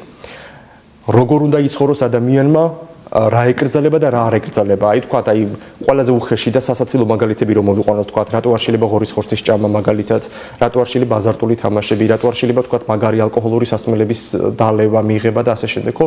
აი სამართალი ისლამური სამართალი შემუშავდა ისლამის აღმოცენებიდან დაახლოებით 1 საუკუნეში, საუკუნე ნახევარში უკვე არაბულ სამყაროში. 4 ძირითადი სამართლებრივი სკოლა შეიქმნა: ჰანბალიტური, ჰანიფიტური, შაფიიტური და მალიქიტური და დღეს ნებისმიერი სუნიტი მუსლიმანი არის ამ 4 სამართლებრივი სკოლიდან ერთ-ერთის მიმდევარი. სუნიტი მუსლიმანი. შიიტები ძირითადად იმამ ჯაფარის, ანუ იმამი სადიყის შარიათზე არიან დაფუძნებულები და ანუ ყურანი არის თავარი გასაღები, თავარი ბაზა ისლამური სამართლისთვის. მეორე ისლამური ეთიკას, ნეობა, როგორც ასეთი, ის რასაც ჩვენ ცოდვას და მადლს უწოდებთ, ანუ ადამიანის ნორმალურ თუ ნორმალური ტემპრიდან გადახრის მომენტებს, ეს ყველაფერი აგრეთვე ყურანზე არის დაფუძნებული თავიდან ბოლომდე.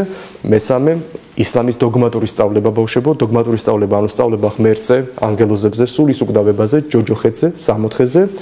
მკვდართა აღდგომაზე, საშინელ სამსჯავროზე და მარტივ ცხოვრებაზე. ყურანი ამ ყველაფერს აგრეთვე აღიარებს. საშინელი სამსჯავრო, უკანასკნელი დღე, ღვთის დღე, მალიქინ იავმიდინ, ღმერთს მიემართება, ანუ სიტყვები, რომლის მიხედვითაც ის არის სამყაროს გამსჯელი, ხო? სამყაროს განკითხველი ღმერთი. უკვე პირველივე სურაში არის საუბარი იმაზე, რომ მოხდება საყოველთაო აღდგომა, ხოლო აღდგომის დროს განისჯებიან ადამიანები. ანუ ეს არის დოგმატური სწავლებები და მეოთხე საკულტო სწავლებები, ანუ ისლამში არსებული სწავლება ლოცვის ფენომენის შესახებ. რა არის ლოცვა როგორც ასეთი, რამდენჯერ დღეში და არა მარტო ყოველდღიური სავალდებულო 4-გზისი ლოცვა, არამედ მის პარალელურად არსებული სხვა ლოცვითი სისტემები.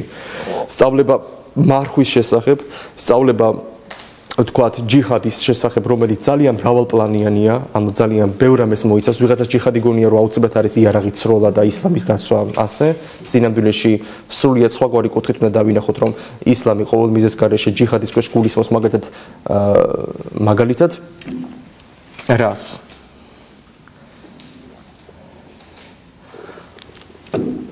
შეიძლება ადამიანმა წერილობითაც, აპოლოგეტური კუთხით, კალმითაც დაიცვას მაგალითად ისლამი როგორც ასეთი. სწავლება მაგალითად პილიგრიმობის შესახებ, ანუ ჰაჯის შესახებ, სწავლება მოწყალების, ანუ ზაქათის შესახებ, ანუ საკულტო მომენტებიც არის ყურანში. ანუ 4 რაღაცა გამოყვებით თქვათ ზნეობრივი, სამართლებრივი, დოგმატური და საკულტო სწავლებები ისლამში, რაც არის რელიგიის ერთ-ერთი ფუნდამენტი, აგრეთვე ყურანზე არის დაფუძნებული. ქრისტიანობამ ისლამისთვის მოიცალა ისლამის წარმოშობისთანავე ძალიან სწრაფად. მე თამამად შემიძლია გამოვაცხადო თქვენს წინაშე, რომ ისლამი არ იყო ის ისლამი, რაც დღეს არის თქვათ მაგალითად მსოფლიოში. იგი ძალიან ხშირ შემთხვევაში დაცლილი იყო ბავშვებო ფანატიკური და ფუნდამენტალისტური პრინციპებისგან, ისევე როგორც დღესაც კლასიკური ისლამი ამისგან დაცლილია. ისლამი მიიჩნევს, რომ ნებისმიერი აბრაამისტული ტიპის რელიგია მაცხოვნებელია. ანუ თუ ადამიანი დაიბადა ქრისტიანად, არავის გაუკვირდეს, რასაც ვამბობ, თუ მუსლიმი გახდება, მთლად უკეთესი, მაგრამ თუ არ გახდა, მას გადარჩენის სრული შესაძლებლობა გააჩნია. ეს არის კლასიკური ისლამის სწავლება. ანუ ტერმინი მუსლიმის რამდენიმე ტიპის გაგება შეიძლება გვხდებოდეს. მუსლიმი ჰანიფი, კაცი, რომელიც აღირებს ერთ ღმერთს, მუსლიმი იუდეველი, ადამიანი, რომელსაც მოეცა გამოცხადება მოსეს რჯულის მიხედვით, ანუ ებრაული რელიგიის მიხედვით, მუსლიმი ქრისტიანი, ანუ ადამიანი, რომელსაც მიეცა გამოცხადება ქრისტიანული ფორმით და მუსლიმი, ადამიანი, რომელსაც მიეცა გამოცხადება თქვათ მუჰამედის გამოცხადების თანახმად. და ქრისტიანობა მიღებულია როგორც წიგნის რელიგია, წიგნის ხალხი, საკუთრივ ქრისტიანები, ქალიმ ლილ ქითაბ, წიგნის ხალხი, ადამიანები, რომელთაც აქვთ გამოცხადება მიღებული ამ ფორმით და რა თქმა უნდა, დამაგვირგვინებელი გამოცხადება, შემაჯამებელი სიტყვა მათთვის არის ისლამი, როგორც მუჰამედი, როგორც უკანასკნელი წინასწარმეტყველი, რომელიც მოვიდა დედამიწაზე. რათა მან რამე ახალი კი არ იქადაგოს, როგორ აფასებს ყურანი ისლამს თვითონ, მან უნდა შეახსენოს კაცობრიობას ის, რაც კაცობრიობამ მიივიწყა როგორც ასეთი. ყურანი, ისევე როგორც კლასიკური ისლამი მიიჩნევს, რომ ის არის აბრაამის რელიგიის რეაბილიტაცია კაცობრიობის ისტორიაში. ანუ აბრაამის რელიგიის აღორძინება. მაგალითად ყურანი მიიჩნევს, რომ თქვა, აი ლოცვის ის ფორმა, როგორც თქვენ იცით, თქვა ტელევიზიიდანაც, ფილმებიდანაც თუ ვიზუალურად როგორც ლოცულობენ მუსლიმები, ისინი თვლიან, რომ ეს აბრაამმა შეიმუშავა ოდესღაც, როდესაც თავის ვაჟ ისმაილთან ერთად აშენებდა მექაში კააბას ტაძარს. ჰაჯარ აგარის ფორმა არის არაბულ ენაში, თუ კი ყურანში ჩვენ ვიცით, რომ მაგალითად აბრაამი გარბის თავისი მამა პაპეული სამშობლოდან შუამდინარეთიდან, ხო, ვიცით, ქალდებელთა ურიდან მიემართება ქანაანისაკენ, ყურანის მიხედვით იგი იწყებს მონოთეისტური პირველი ერთი ღმერთის სახელზე პირველი ტაძრის შენებლობას იქ, სადაც შემდეგში აშენდა ქალაქი მექა, ეს იყო ქააბას ტაძარი, რომლის ირგვლივაც შემდეგში მუსლიმებმა აშენეს მასჯიდ ალ-ჰარამ, აკრძალული მეჩეთი, რომლის შუაშიც არის აი ეს ქააბას ტაძარი. ეხლა დავუკვირდით, ყურანის მიხედვით, საერთოდ ისლამის მიხედვით, ანუ ქრისტიანობა ძალიან დადებით კონტექსტში შეიძლება დავინახოთ ჩვენ, მიუხედავად რომ იგი არიზიარებს ქრისტიანობის ყველაზე მთავარ პრინციპებს და ფუნდამენტური განსხვავება, რა თქმა უნდა, უკვე არსებობს აქ და ძალიან დიდი უფსკოლი შეიძლება იყოს. ქრისტიანი მოღვაწეები ძალიან მალე დაინტერესდნენ უკვე ისლამის ფენომენით. აი მაგალითისთვის დავასახელოთ წმინდა მამა იოანე დამასკელი, დიდება მის სახელს, რომელიც ხსენებაც არის 17 დეკემბერს ახალი სტილით. ის არის მართლმადიდებელი ეკლესიის უდიდესი წმინდანი და უდიდესი თეოლოგი ალბათ დღემდე, ყველაზე დიდი ავტორიტეტი დოგმატური საკითხების სისტემატიზაციის კუთხით. იოანე დამასკელმა დაგვიტოვა ჩვენ ფუნდამენტური წიგნი, ბიბლიის შემდეგ ერთ-ერთი ფუნდამენტური წიგნი, ცოდნის წყარო, პიღიღნოზის ბერძნულად, წიგნი, რომელიც 3 ნაწილისგან შედგება.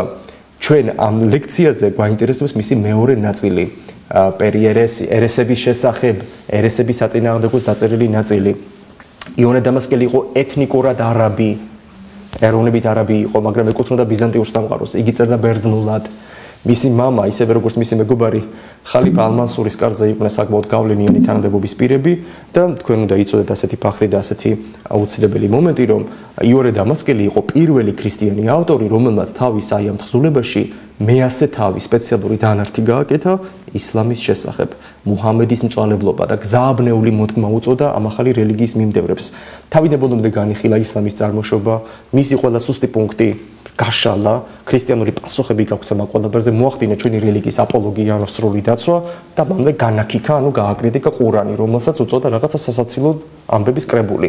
და იოანე დამასკელის მოწაფეები უკვე მერე, რომლებიც უკვე არაბულად წერდნენ, თეოდორი აბუკურა, თეოდორე იბნ ანტიოქიელი და სხვები, მათ გააგრძელეს მასწავლებლის მოღვაწეობა. ანუ თუ კი ქრისტიანები აქამდე ებრძოდნენ გნოსტიკოსებს, ებრძოდნენ იუდეველებს, ებრძოდნენ მაზდეიანებს, ებრძოდნენ მანიქეველებს, ანუ იმ რელიგიის მიმდევრებს, რომელიც თქვათ ქრისტიანობასთან ჩასაფრებულები იყვნენ, ამ ყველაფერს მიემატა უკვე მერვე საუკუნიდან თამამად შეიძლება ითქვას ისლამიც, ანუ ანტიისლამური პროპაგანდა და ანტიისლამური ისლამის საწინააღმდეგო სწავლებების გავრცელება ეკლესიამ ძალიან ძლიერად დაისახა თავის თავში, იმიტომ რომ ისლამი არ იყო მარტო რელიგია, ისლამი იყო ძლავრი პოლიტიკური იარაღი ჯერ არაბთა სახალიფოს ქვეშ, მერე უკვე იმ ხალხების ქვეშ, რომელმა ხალხებმაც ისლამი მიიღეს. ისლამი არაბული სახალიფოდან ძალიან მალე გავრცელდება, მოგეხსენება თქვენ სასანიდების დეგრადაციაზე მდგომ იმპერიაში, ირანში, რომელმაც ფაქტობრივად დაამხო კიდევაც ეს დინასტია და არაბთა სახალიფოს განუყოფელ ნაწილად აქცია. ირანის გავლით ისლამი საკმაოდ მშვიდობიანი გზებით შედის ცენტრალური აზიის ქვეყნებში, მოგვიანებით სამხრეთ-აღმოსავლეთ აზიის ქვეყნებში, თურქულენოვან ტომებში, ისე რომ ფაქტობრივად საუკუნეებად თავისი გააკეთა და დღეს მოგეხსენებათ იგი სამ უდიდეს მსოფლიო რელიგიას შორის მოიხსენიება. ბოლოს ფინალში ხა თქვენ ალბათ მივხვდით უბრალოდ რომ შეუძლებელი ერთ ლექციაზე ერთ თემა მეორეს შობს, მეორე საკითხი მესამეს, მესამე მეოთხეს, მე ვიმეორებ რომ ერთი წელი არ ყოფნის ამას სამაგისტრო პროგრამებში რომ ადამიანებმა ყველაზე ზოგადი ინფორმაცია მიიღო თავიდან ბოლომდე. ფინალში მე უბრალოდ 2-3 სიტყვით წარმოგიდგენთ ისლამის თანამედროვე ვითარებას, თანამედროვე მდგომარეობას სოფლიო პოლიტიკურ რელიგიურ რუკაზე, ასე ვთქვათ. ისლამში განხეთქილებები ძალიან სწრაფად მოხდა. პირველი ნაკადები, ვთქვათ, ხარიჯიტები, რომელიც ვთქვათ, ძალიან აქტიურად გამოვიდნენ ასპარეზზე და მოგეხსენებათ, რომ ხარიჯიტები დაუპირისპირდებიან იმამი ალის, მეოთხე ალი ვინც იყო? აბუ ბექრი, ომარი, ოსმანი, ალი. ალის უპირისპირდებიან ვინ? ხარიჯიტები, რადგანაც მათ არ მოეწონათ ალის კონტაქტი სირიის მმართველ მუავიასთან და ალის სიკვდილის, ანუ მკვლელობის შემდგომ ალის ორი ვაჟი, ჰასანი და ჰუსეინის შორის უნდა მოხდარიყო ხალიფას არჩევა. ჰასანი, მოგეხსენება თქვენ, რომ ძალიან ესეთი მოსაწყლო პიროვნება იყო და ვერ გაქაჩა ამისთვის ყველანაირი კუთხით. რაც შეეხება იმამი ჰუსეინს, იმამი ჰუსეინი მოკლეს ქალაქ ქერბალასთან, თანამედროვე ერაყის ტერიტორიაზე თავის ოჯახთან ერთად. ამ მკვლელობას შედეგად მოყვა ორი დიდი ბანაკის წარმოშობა ისლამში. ალიდები, ალის მომხრეები, ანუ რომელდით შემდეგში შიიტების ბანაკით გაფორმდნენ მსოფლიოში და მათი საწინააღმდეგოდ სუნიტური ბანაკი და იქ იყო კიდევ მესამე, ანუ ხარიჯიტები. ხარიჯიტები, რომელთა მხოლოდ მცირე ნაწილი ცხოვრობს დღეს მსოფლიოში. დაახლოებით 5000 ხარიჯიტი იქნება, რომელთაც საერთოდ სხვა სახელი ჰქვიათ დღეს, ანუ ამ სახელს არც ატარებენ ისინი. ანუ ისლამი არ არის ერთიანი რელიგია. როგორც ვთქვათ, ქრისტიანობაზე ვლაპარაკობთ, რომ არსებობს ვთქვათ, კათოლიკური ბანაკი, ორთოდოქსური სამყარო, პროტესტანტული სამყარო, როგორც ვთქვათ, ბუდიზმიც არ არის ერთიანი რელიგია, ხო, ჰინაიანა, მაჰაიანა, ტიბეტური ბუდიზმი, ლამაიზმი, ისევე ისლამი არ არის ერთიანი სივრცე მსოფლიოში. ანუ ხშირ შემთხვევაში ბავშვებს აინტერესებთ ხოლმე ლექციაზე, რომელი საცხოვრებენ უფრო მეტი შიიტები, სუნიტები, პროცენტული მაჩვენებლები როგორ არის და რა თქმა უნდა, ისლამის ისტორიის ლექციებზე ამას ძალიან დიდი ყურადღება უნდა მიექცეს. მე გთავაზობთ პირადად აი ასეთ მიდგომას, აი 4 ძირითადი ეთნიკური დაჯგუფება შეგვიძლია წარმოვადგინოთ ისლამურ სამყაროში. პირველი თავის სამშობლო რაც არის, ანუ არაბულენოვანი, ანუ არაბული სახელმწიფოები მსოფლიოში. არაბების ნაწილი შეიძლება ქრისტიანიც იყოს, მაგრამ დიდი ნაწილი მოგეხსენებათ არიან თავიანთი აი ამ ტრადიციული რელიგიის ისლამის მიმდევრები.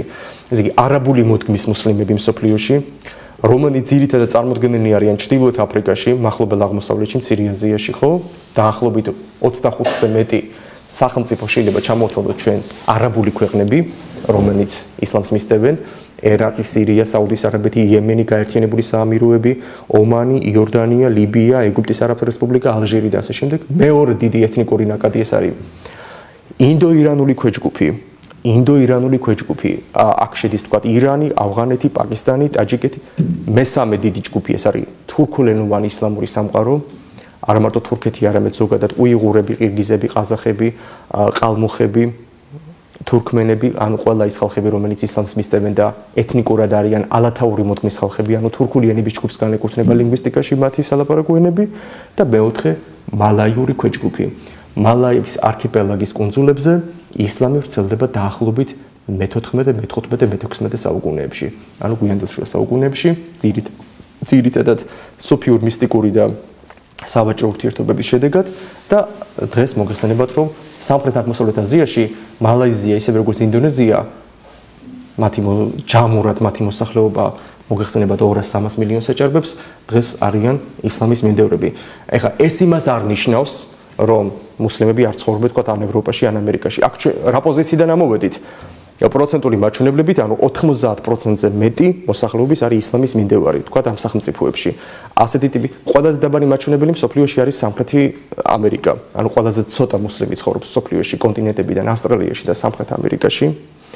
ყველაზე უფრო მეტი მაჩვენებლები, რა თქმა უნდა, აფრიკაში და აზიაში, მერე მოდის თქვა შედარებით უფრო გაწონასწორებული ფორმით თქვა ევროპაში და თქვა ჩრდილოეთ აფრიკაში. დასასრულს კიდევ ერთხელ ვიმეორებ, რომ ყურანი დაწერილი არის არაბულ ენაზე. კლასიკურ არაბულ ენაზე, იმ ენაზე, რომელზეც დღეს არაბები ფაქტურად აღარ ლაპარაკობენ, მაგრამ ესმით ეს ენა. ანუ ხმამა, როგორც ახლა შუშანიკის წამების ენით არავინ არ ილაპარაკებს ალბათ, ხო? მაგრამ ეს არის ენა, რომელი ენაც ითვლება წმინდა ენად და ყურანის თარგმანი იმიტომ არ შეიძლება სხვა ენებზე, მათი აზრით, რომ სხვა ენები ვერ გადმოსცემენ ექსპრესიულობას, სიღრმეებს, იმ გრამატიკული ფორმების სწორად გადატანას ამა თუ იმ ენაზე, რასაც არაბული ენა ერთ-ერთი ურთულესი სემიტური ენა შეიცავს თავის თავში. დღეს მსოფლიოში გავრცელებულია 33 სემიტური ენა, სალაპარაკო ენა, ეს არის თანამედროვე ებრაული, ანუ ივრითი, არამეული და არამეული, ანუ სირიული, ასირიული თანამედროვე ამ შემთხვევაში და მესამე არაბული ენა. არაბული ენის წიაღში არაბულ ენაზე დაწერილი არის ყურანი და არაბულ ენაზე არის დაწერილი ყურანის კომენტარები, რომელთა შესახებ რა თქმა უნდა დღეს ჩვენ უკვე ვეღარ ვისაუბრებთ. ეს იყო ძალიან მოკლედ, რაც მინდოდა რომ მეთქვა თქვენთვის ქრისტიანობასთან და ისლამთან ურთიერთმიმართებაზე. არ ვიცი რამდენად გამოგვივიდა, ვერ გამოგვივიდა, იმიტომ რომ სალაპარაკო ძალიან ბევრია, ყურანს ჩვენ ვერ გავშლით, ვერ მივედებით ყველა საკითხს მოგეხსენებათ, მაგრამ თქვენ შეგიძლიათ ძალიან ბევრი ისწავლოთ, წაიკითხოთ და ვინც დაინტერესებული ხართ, რა თქმა უნდა, მეტი და მეტი გაიგოთ. მადლობა. ნებისმიერი ტიპის კითხვა თუ გაქვთ ისლამთან დაკავშირებით, შეგიძლიათ რომ შემეკითხოთ. ნებისმიერი ისლამური მისტიციზმიდან, ისლამური ასკეტიზმით დამთავრებული. თუ რაიმე კუთხის კითხვა გაქვთ, მარტო ყურანზე შეიძლება რომ არ იყოს ანუ ეს შეკითხვა.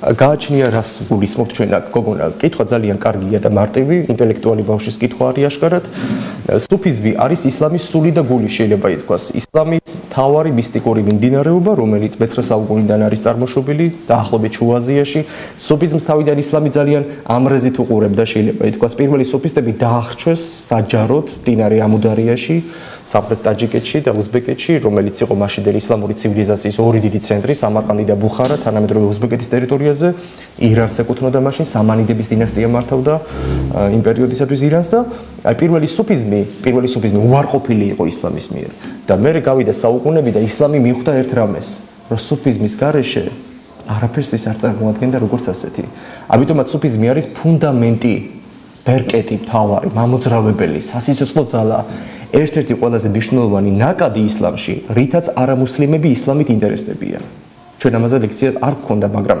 ფაქტობრივად სუფიზმი კიდე სრულიად სხვა თემა არის. შეიძლება იყოს ერთი წელი ცალკე სალექციო თემა უნდა იყოს თქვა სუფიზმი. მე შემიძლია გიპასუხოთ ასეთი რამე, რომ დაახლოებით 12-მდე სუფიური ორდენი არსებობს დღეს ისლამურ სამყაროში და არსებობდა ისტორიულად. ანუ როგორც ვთქვათ, კათოლიკურ სამყაროში თქვათ იყვნენ აი ფრანცისკანელები, ბერები, დომინიკანელები, ეზუიტები და სხვები, ხო? და დღესაც არის ბევრი მათგანი.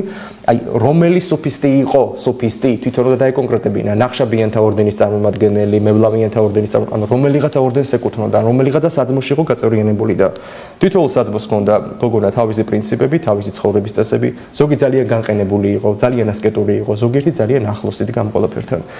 მე ერთადერთი რაც მე მინდა რომ მიგანიშნო არის შემდეგი. სუფიზმი გადმოიცემოდა ორი სტილით. პირველი ფილოსოფიური სტილით, ანუ სუფი ავტორი წერდა ნაშრომს წმინდა წყლის ფილოსოფიურს და მეორე სუფიურ შეხედულებებს გადმოგცემდა პოეზიის საშუალებით. ანუ მან პოეზია აქცია ფილოსოფიურ, რელიგიურ, მისტიკურ იარაღად. სუფიზმის იდეების გადმოსაცემად. არაბი პოეტები მაგალითად არაბულენოვანი პოეტები მოგეხსენებათ რომ ძალიან სპეციფიკურები არიან. აი მაგალითად არაბული გრამატიკა, არაბული ენა განასხვავებს გრამატიკულ სქესს სიტყვაზე. ამიტომ იყო რომ მაგალითად სატრფო შეყვარებული უბედურ შემთხვევაში მამრობითი სქესის წარმომადგენელი, იმიტომ რომ ის მართლაც შეყვარებულს კი არ ელაპარაკება, თქვა ღმერთს ხედავს იმ შეყვარებულში. სპარსული ენაში გრამატიკული სქესი დაკარგულია როგორც ასეთი, არ გააჩნია.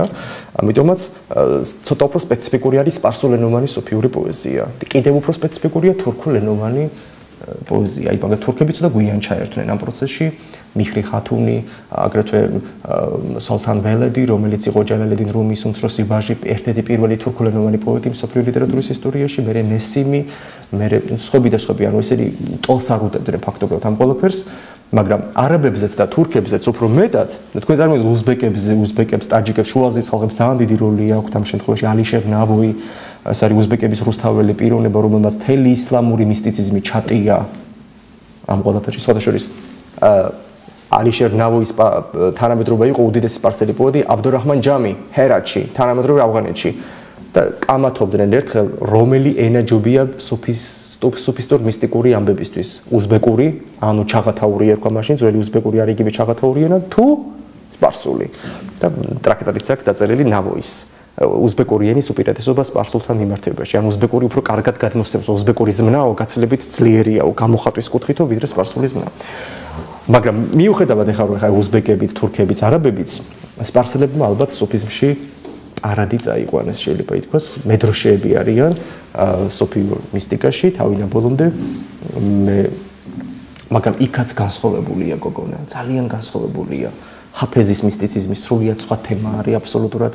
ცხონებულ ვახუშტი კოტეტიშვილს აქვს ბრწყინვალე წერილი დაწერილი ჰაფეზის პოეზიის გაგებისათვის. ვახუშტი კოტეტიშვილი იყო პირველი ერთ-ერთი ავტორი ქართულენოვანი, რომელმაც ქართულ მკითხველებს უთხრა, რომ აქ მართლაო დუდუკებზე და ღვინოზე კი არ არის ლაპარაკიო, ეს ყველაფერი სიმბოლოაო, მისტიკაო, ხო ხდები, ანუ შეყვარებული, აშუკი, იშკ, სიყვარული, ვეძებ ღმერთს და სატრფიალო ლირიკა მთლიანად სხვა მეტაფიზიკურ სივრცეში არის გადასატანი და ასე შემდეგ. იქ ყველაზე ცნობილი პოეტები ვინ არიან, თქვა სუფიზმის წარმომადგენლები, თქვა იგივე ჰაფეზი, აბდურაჰმან ჯამი ვახსენეთ ჩვენ, რომელიც იყო ნახშაბიანთა ორდენის წარმომადგენელი, უნიკალური ღაზალები აქვს და პოემები საერთოდ, აბუ ნუვასი, რომელიც აბუ საიდი, ამავდროულად ჯალალედინ რუმი, საადიც, რა თქმა უნდა მეტნაკლებად ყოველმიზის გარეშე და ნაკლებ ცნობილი სპარსულენოვანი პოეტები, ნაკლებ ცნობილი. თქვა ასეთი გიგანტები არა როგორც ჩამოთვალეთ. გოეთე ამბობდა, დღემდე არავინ არ იცის გოეთე მესაიდან გაიგონა, იმიტომ რომ ირანელებს ეს დაყოფა არ ქონიათ. გოეთე ამბობს, აღმოსავლურ-დასავლური დივანის შესავალში. სპარსელებმა 7 პოეტი გამოყვესო თავიანთ ისტორიაშიო. მაგრამ მათ მიერ დაწუნებულ პოეტებშიო, თითოეული ჩემზე მაღლა დგაო. ეს თქვა იმ თანამედროვე უდიდესმა გერმანელმა მოაზროვნემ, ხო? და ეხლა ამის თქმა მინდოდა უბრალოდ რომ ეს ჩვენ გვესმის ეს სახელები ჰაფეზი, ჯამი, რუმი, ხო? მაგრამ თქვა ნაკლებად გაიგებენ, ნაკლებად ესმის თქვა აგრეთვე გიგანტები ვინც არიან იქ.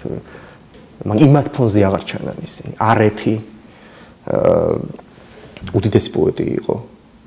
მისი პოემა, არეფის პოემა ბურთი და ჩოგანი ითვლება ერთ-ერთ ყველაზე მთავარ მისტიკურ ძეგლად კაცობრიობის ისტორიაში. ჰალელი და სხვები, აქ ჩამონათვალი შორს წაგვიყვანს ძალიან. წიგნებიდან მე გირჩევთ, ქართულ ენაზე ფაქტობრივად არაფერი არ არის. ლონდონის უნივერსიტეტის პროფესორი არის ავღანელი წარმოშობის იდრის შაჰი, მას აქვს უნიკალური წიგნი სუფიზმი. ეს ფუნდამენტური და იმის გარდა 20-მდე სხვა წიგნი სუფიზმზე გამოკვლევები და კიდე შეიძლება ბევრი რაღაც მოიციოს ადამიანმა. კიდევ.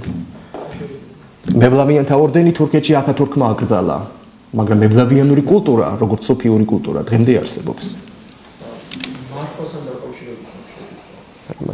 ეს მიკროცოდა გადმოღება მართლაზე დიახ. და მეორე კითხვა მაქვს.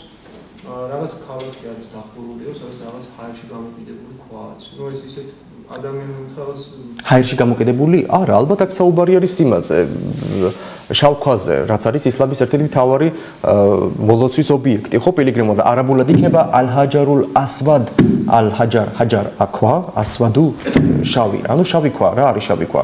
შავი ქვა არის მეტეორის ნამსხვრევი დაახლოებით, რომელიც ქალაქ მექაში მდებარეობდა და მდებარეობს დღესაც.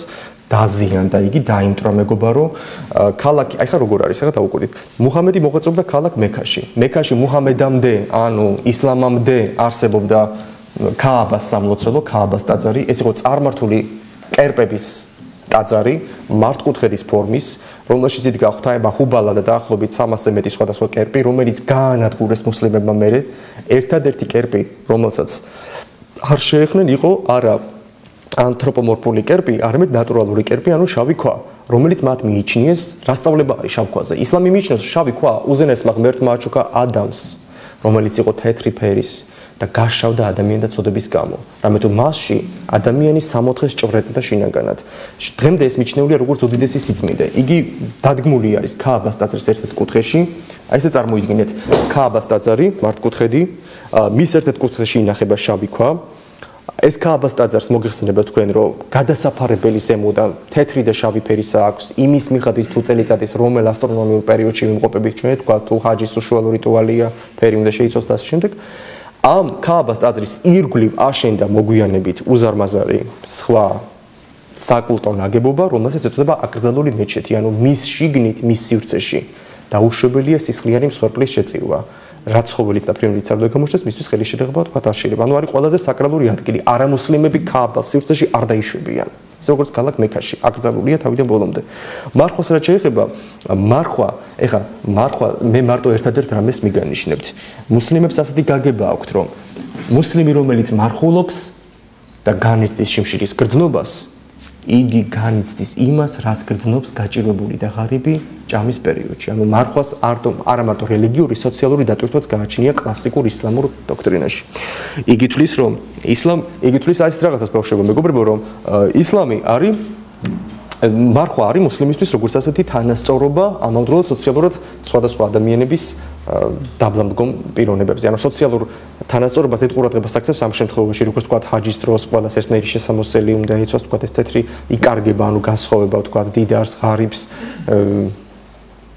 ძველ ქართულად თქვა თავადსა და გლეხს შორის, აი ეს ზღვარი არის უკვე როგორც ასეთი წაშლილი. რაც შეეხება ის გავლენა საიდან უნდა ყოფილიყო, ეს შეეხება მეუდაბნოების გავლენაც ყოფილიყო და ქრისტიანების გავლენაც. იმიტომ რომ ჩვენ არ ვთქვით და ვიმეორებ კვლავ რომ მუჰამედი უყურებდა, უსმენდა სხვა რელიგიის წარმომადგენლებს, ქალაქ მექაში, მედინაზე რომ აღარაფერი აღარ ვთქვა, არსებობდა ქრისტიანული თემიც, არსებობდნენ ბავშვებო გნოსტიკოსებიც. ეს იყო ფარული ქრისტიანული მიმდინარეობა, რომელსაც უამრავი განშტოება ჰქონდა. მე-3 საუკუნეში არსებობდა მსოფლიოში 200 სხვადასხვა გნოსტიკური სექტა, 200. კლიმენტი ალექსანდრიელი ჩამოთვლის 200-მდე სექტას. ეპიფანე კუპრელი იმეორებს 120 და რაღაცას ერთად თავის ნაშრომში, სხვა ნაშრომში 80 და რაღაცას. წარმოიდგინეთ, მე-3 საუკუნეში 200-მდე მათი განშტოებები მუჰამედამდე მივიდნენ. ანუ არაბებს ჰქონდათ მათთანაც შეეხება გარკვეულწილად ებრაული თემიც არსებობდა ბუნებრივია და განვითარებულ სავაჭრო ეკონომიურ გზაზე მდებარე ეს ქალაქები სხვადასხვა რელიგიის მიმდევრებს თავს უყრიდა. გასაგებია ხო? ასე რომ ისინი ხვდებოდნენ ქრისტიან ბერმონაზვნებსაც, სასულიერო პირებსაც, ქრისტიან მომლოცველებსაც, უბრალოდ ქრისტიანობის მიმდევრებსაც და აი ეს ჭრელი რელიგიური საზოგადოება გარკვეულწილად რა თქმა უნდა იძლეოდა იმის საუკეთესო საშუალებას, რომ ამ ადამიანს მის ახალი რელიგიის ფორმირება განიზრახა, ცალკეული რელიგიური სწავლებებისათვის სინკრეტისტული კუთხე მიეჩინა საკუთარ რელიგიურ დოქტრინაშიც. კიდევ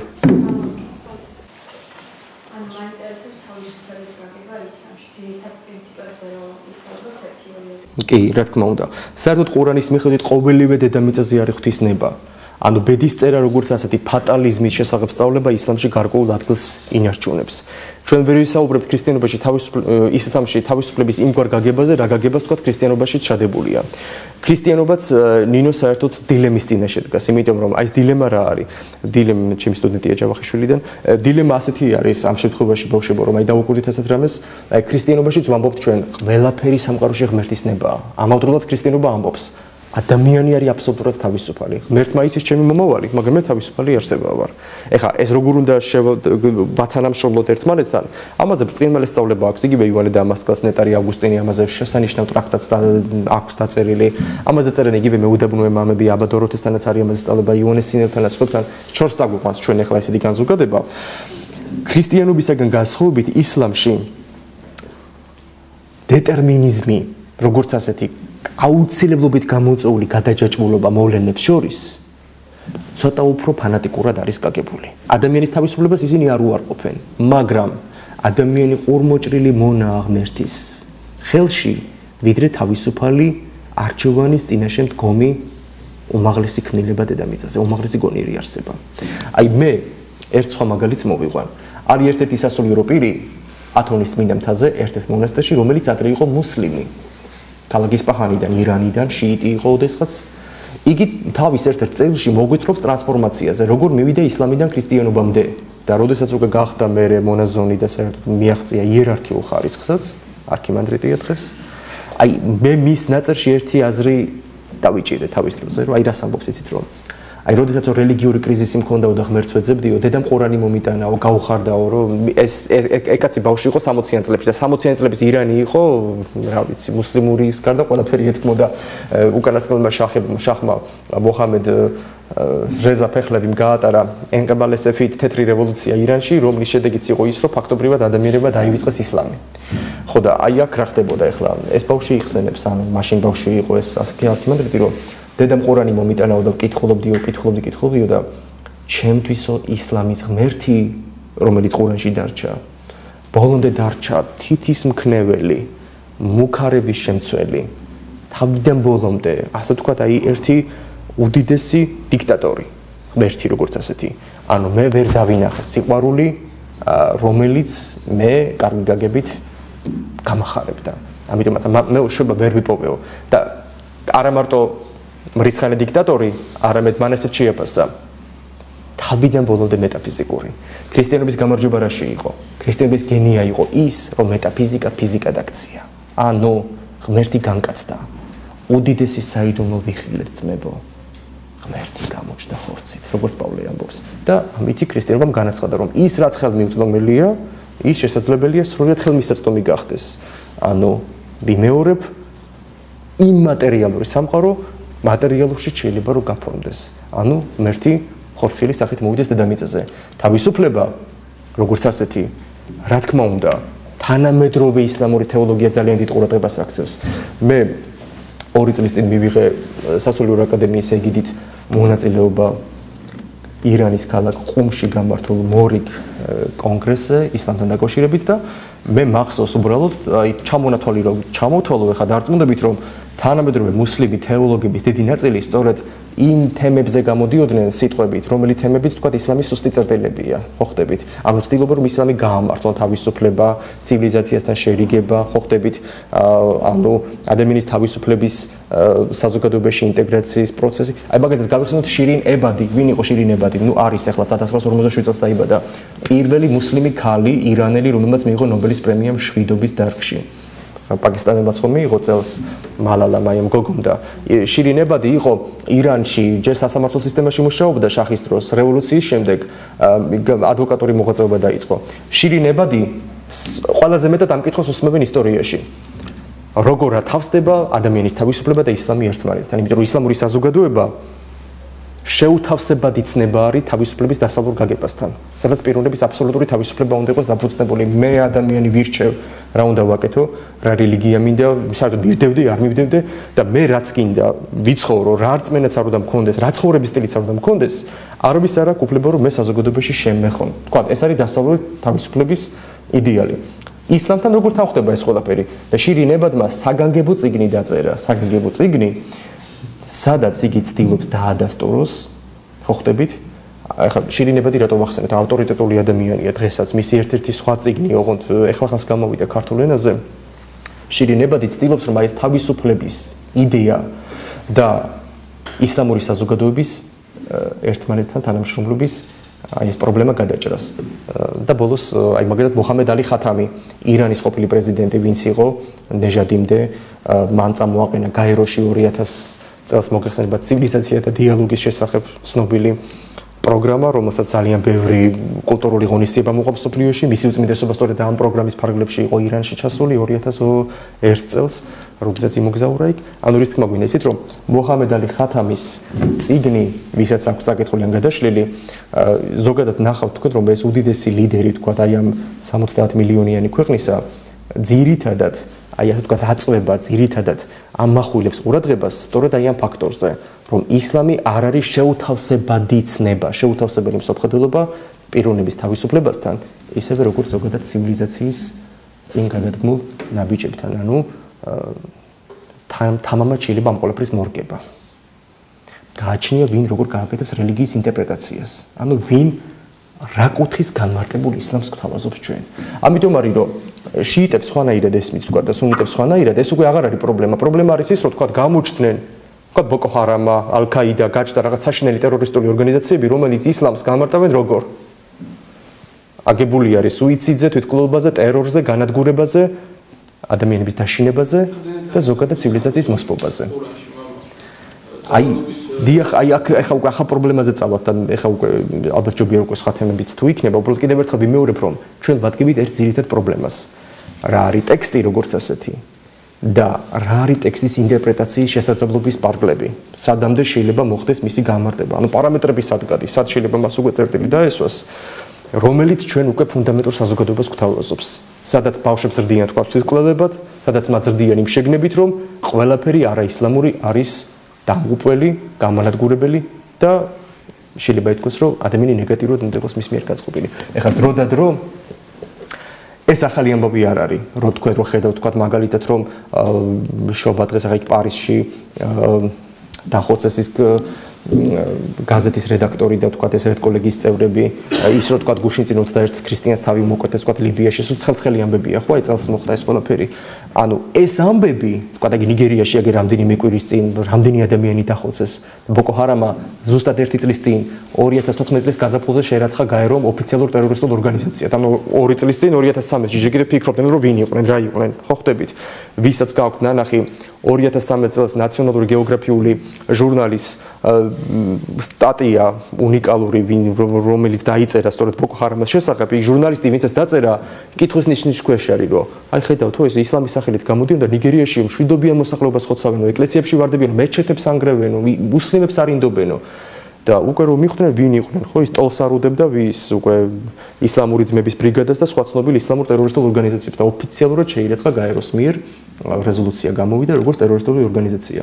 ანუ ჩვენ რის თქმა გვინდა და იმის თქმა გვინდა რომ მაგრამ ეს ახალი ამბებია ჩვენთვის, მაგრამ ისლამის ისტორიაში ასეთი ფაქტები ყოველთვის იყო. ანუ ისლამი დროში ცვალებადი რელიგია აღმოჩნდა. ხალიფა ალ-მამუნმა და ჰარუნ არ-რაშიდმა მისმა შვილმა რომელიც 1001 ღამიდან ალბათ ყველას გახსოვთ რა გააკეთეს ბაღდადში შუა საუკუნეებში ისლამურ სამყაროს ჰქონდა ორი უდიდესი კულტურის ცენტრი ერთი იყო ბაღდადი თანამედროვე ერაყის დედაქალაქი მეორე ქალაქი კორდოვა პირენეის ნახევარკუნძულზე და თანამედროვე ესპანეთში და ბაღდადში შექმნა ხალიფა ალ-მამუნმა ბაით ალ-ჰიქმა სიბრძნის სახლი სადაც რელიგიურ დისპუტებში მონაწილეობას იღებდნენ მანიქებელები, ქრისტიანები, ზოროასტრელები, გნოსტიკოსები და მუსლიმები. ანუ ბაით ალ-ჰიქმაში შეიძლებოდა ადამიანს გაეკრიტიკებინა ისლამი და ამისთვის მას არავინ არ დასჭირდა. ამიტომ იყო რომ ხათამიმ თქვა გაეროში სიტყვით გამოსვლისას დასავლეთ ევროპა და ამერიკაო ჩვენ გვასწავლიანო ტოლერანტობასო. სასაცილოა ტოლერანტობა ჩვენგან ისწავლა ევროპამ. გაიგეთ ეს თქვა, ანუ თქვენ რო ხალხსო კოცონზე წვავდითო და წიგნებს წვავდითო ევროპაში. თქვენ რო ბრუნოს წვავდითო და კოპერნიკის წიგნს წვავდითო არაბებიო იმ დროს უშვებდნენ წიგნებსო და დედამიწა ბრგვალიო ამას ამბობდნენ მართალმიცალია სიტყვაზე ხა შუა საუკუნეებში გეოგრაფიული, მათემატიკური და ასტრონომიული და იგივე სამედიცინო ცოდნა გაცილებით მაღალ დონეზე იდგა არაბებში ვიდრე კაიგაგებით დასავლურ ევროპაში. ხა ამის უარყოფა არავის არ შეუძლია. ეს ბუნება ეს ისტორიული ფაქტია და ამას რა თქმა უნდა თავისებური არგუმენტებით ამტკიცება შეიძლება მოყვეს. აი მაგალითად და ბოლოს ამით დავამთავროთ. აი თავისუფლებასთან დაკავშირებით რაც ჩვენ თქვით. ანუ ეს თქვენი შეკითხვა გადაჯაჭვულია წეგან აი რო თქვით აი ამ ჯიჰადთან დაკავშირებულ პრობლემებთან, ხო? აი მაგალითად 1989 წელს 1989 წელს, როდესაც საბჭოთა კავშირი უკვე სულს ხაფავდა და აი აქ ცნობილი 9 აპრილის მოვლენები დატრიალდა, ზუსტად 99-ში უეცრად აკრძალა მაგალითად ისლამურმა სამყარომ სალმან რუშდის რომანი სატანური სურები. სალმან რუშდი პაკისტანელი წარმოშობის მწერალი, ინდოელი მწერალი, რომელიც ინგლისურ ენაზე წერს მოგეხსენებათ, ძალიან გავლენიანი და ცნობილი პროზაიკოსია დღესაც მსოფლიოში. სალმან რუშდის სატანური სურები მიიჩნია აიათოლა ხომეინიმ ირანის რევოლუციის სულიერმა ლიდერმა და მასთან დაკავშირებულმა წრემ არასასურველ წიგნად, რომელიც შეურაცხყოფას აყენებდა ისლამს. აკრძალა ეს წიგნი. ამიტომ იყო რომ დღემდე მთელ რიგი ისლამურ ქვეყნებში, თქვა იგი გაგრძელულია და სალმან რუშდი დღემდე კარგი გაგებით დაცვით დადის ბრიტანეთში, რომ ვინმეს იარაღი არ აღმოჩნდეს ობიექტის. ანუ ისლამს ეს ყოველთვის ახასიათებდა. ის რაც იყო მათთვის შეურაცხყოფელი, ისინი ხშირ შემთხვევაში გამოდიოდნენ როგორც ასე დარაზმულები, რომ გაეგო საზოგადოებას სადგადის ზღვარი პიროვნების თავისუფლებასა და ღირებულებებს შორის. რომ შენი თავისუფლება არ ნიშნავს იმას, რომ შენი აზრებით შეურაცხყოფელი დავშევ თქვათ მე და ჩემს გავსად თქვათ რამდენიმე 1000 ადამიანი კიდევ. თუ აღარ არის დავასრულოთ. ერთი კითხვა, აი ამ ფონზე თავისუფლების განმარტების ტექსტი არსებობს ისლამში. რითი ახსნით თანამედროვე ევროპაში მის ზრდას, ანუ რა იწევს ის ესე გაზრდასთან მოთხოვს.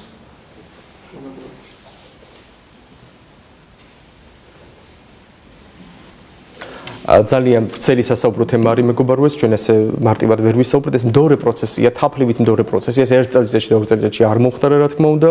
თავისუფლება, რა თქმა უნდა, ნიშნავს იმას, რომ ღია საზოგადოება სხვა ტიპის რელიგიების შესაწყნარებლადაც ეს ბუნებრივია, ეს ერთი, მეორე, კოლონიზატორული რეჟიმების დამხობამ და დასრულებამ გამოიწვია ყოფილი კოლონიებიდან მოსახლეობის კარგი გაგებით თავისუფალი ნაკადი ზრდა თქვა ევროპის სახელმწიფოებში. ამიტომ იყო რომ თქვა უამრავი მუსლიმი ინდოეთიდან, ირანიდან, ირანის რევოლუციის შემდეგ გაივსო ევროპა თქვა ირანიდან წასული ემიგრანტებით, თქვა გერმანია, თურქებით, ბრიტანეთი თქვა არაბული სამყაროთი, საფრანგეთი განსაკუთრებით, ჩრდილოეთ აფრიკიდან წამოსული ტომებით.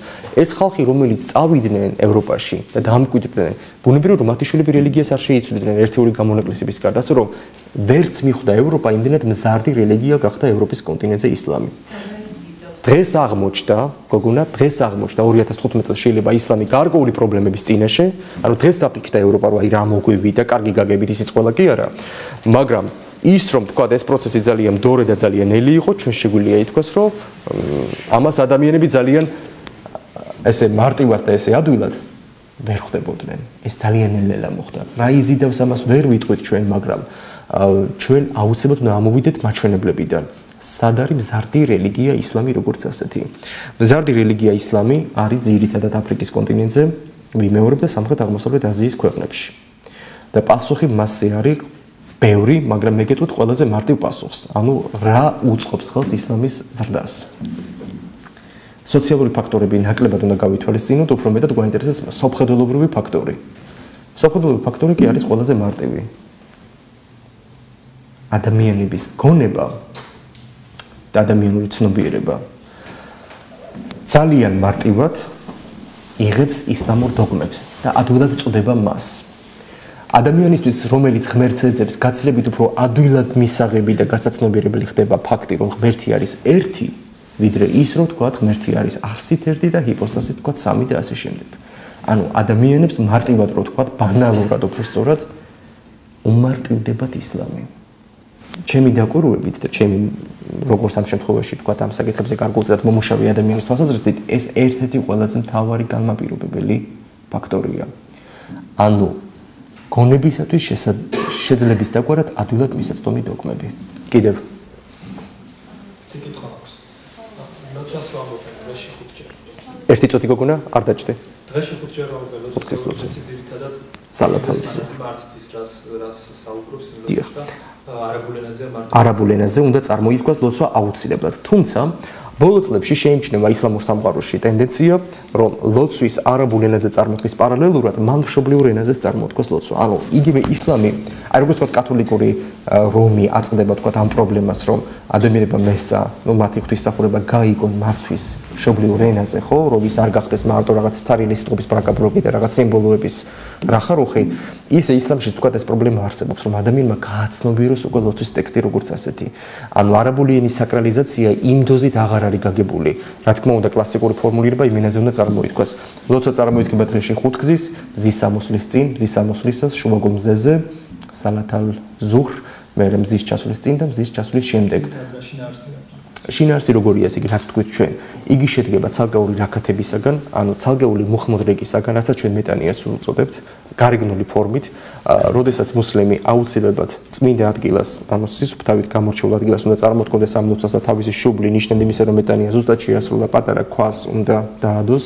მე რო პირველად ვიყავი ძალიან წლების წინ ერთ კონფერენციაზე, ყველა მუსლიმ თეოლოგს სისხლჩაქცევა ჰქონდა აქ. ანუ მაგით ერთ-ერთმა მითხრა, რომ ამითი მიხვდებიო შენ, ვინ ლოცულობს და ვინ არაო, ხო ხდები? ანუ მუსლიმები ამითი თვალებს უპაჭუნებენ ერთმანეთს, ანუ ვისაც ძალიან ძლიერი აქვს ეს სისხლჩაქცევა, ანუ ის მართლა ასრულებს ყველა ამ წესს და ვისაც არა, ვთქვათ, ისინი უფრო ნაკლებად ეს ნახევრად ხუმრობით.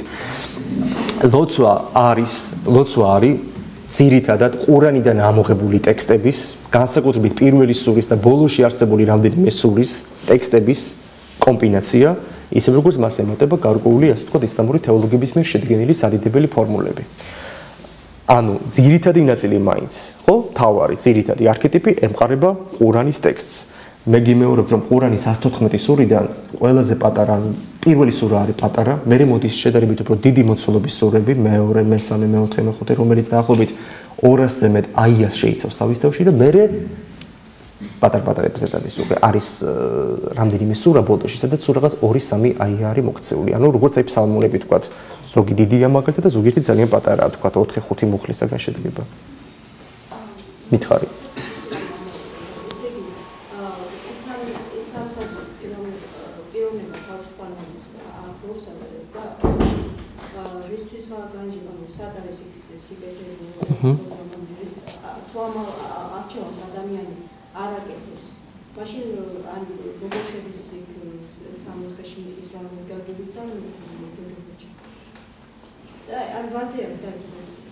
დიახ, რა თქმა უნდა, აბსოლუტურად ლოგიკური მსჯელობა არის, იმიტომ რომ თუ ადამიანი არ არის პასუხისმგებელი და თუ იგი დეტერმინირებულია და თუ რაღაცა განსაზღვრული არის ბედის წერით, ასე ვთქვათ, ვიღაცამ დაუწერა ეს ბედი, რა უფლება აქვს, სადაც იმას მოსთხოვოს მას რაიმეზე პასუხი. ჩვენ ცუდად არ გამიგო, ფაქტობრივად ამაზე უკვე ვიმსჯელეთ, უკვე რომ ეს არის პრობლემა ისლამში, რასაც დღეს ძალიან ბევრი მუსლიმი თეოლოგი უფიქრდება უკვე, ამას ვამბობ. გამოკვეთილად ამაზე ყურანში არ არის საუბარი, რომ ღმერთი თავისუფალია, უფრო მეტად საუბარია იმაზე, რომ ყველაფერი არის ბრმა განგება, ანუ ღვთის ხელში არის ყოველივე დედამიწაზე, ანუ აბსოლუტურად როგორც კაცობრიობის მოვლენები, ისე ინდივიდუალური ადამიანის ცხოვრებაში მიმდინარე პროცესები. მაგრამ ისინი დღეს როგორც არასდროს ისე ცდილობენ, რა თქმა უნდა, მოახდინონ აი ამ ყველაფრის უფრო სხვა ტიპის ინტერპრეტაცია. იმ ტიპის ინტერპრეტაცია, რომელიც ყველაზე ახლოს იქნება პიროვნების თავისუფლების ქრისტიანულ გაგებასთან. რომ ადამიანი თავისუფალი არსებაა, მაგრამ ღმერთი, როგორც სრული ცოდნის პატრონი, როგორც ყველაზე ბრძენი და როგორც სამყაროს შემოქმედი, ხვდება ესათვის პიროვნება თავისუფალი ნებიდან გამომდინარე, როგორც წარმართავს თავის ცხოვრებას. გასაგებია, ხო? ანუ წინასწარ განსაზღვრული მოვლენები არ არის როგორც ასე ვთქვათ, ჩამოწერილი და ჩამორიგებული მოვლენები, არამედ კაცობრიობა ლოგიკური განვითარებით მიმდინარეობს, ვთქვათ, ნეგაციისკენ, უფრო მეტი ცოდვა ბატონობს, უფრო მეტი უარყოფა, ხო?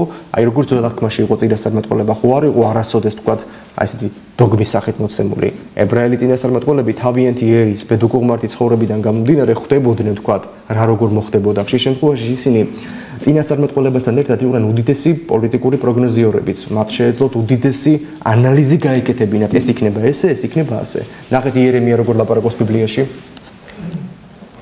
იერემიას სიტყვები თქვათ რომ მოვიყვანოთ აი ალაგ-ალაგ. თუ ასე იქნება, მე ვფიქრობ, აი მაშინ ნახავთ თქვენ, ანუ ეს სიტყვები იერემიას ახასიათებს. ანუ იგი არ ამბობს რომ აი ესე და ესე იქნება. ესეთი წინასწარმეტყველება არ არის ბიბლიაში. იგი ხშირ შემთხვევაში ლოგიკურ დანასკვნებს აკეთებს, რაც ფაქტობრივად სრულდებოდა მე ვთქვათ მათ ცხოვრებაში როგორც ასეთი. ხო, ნუ მიხვდით ანუ რასაც ვამბობთ ჩვენ. კიდევ ანუ სულის ცხონების საკითხი როგორ დგას აი ქრისტიანობასა და ისლამს შორის რა სხვაობა სულის გაგება სამოთხეში რაც თავაზობ.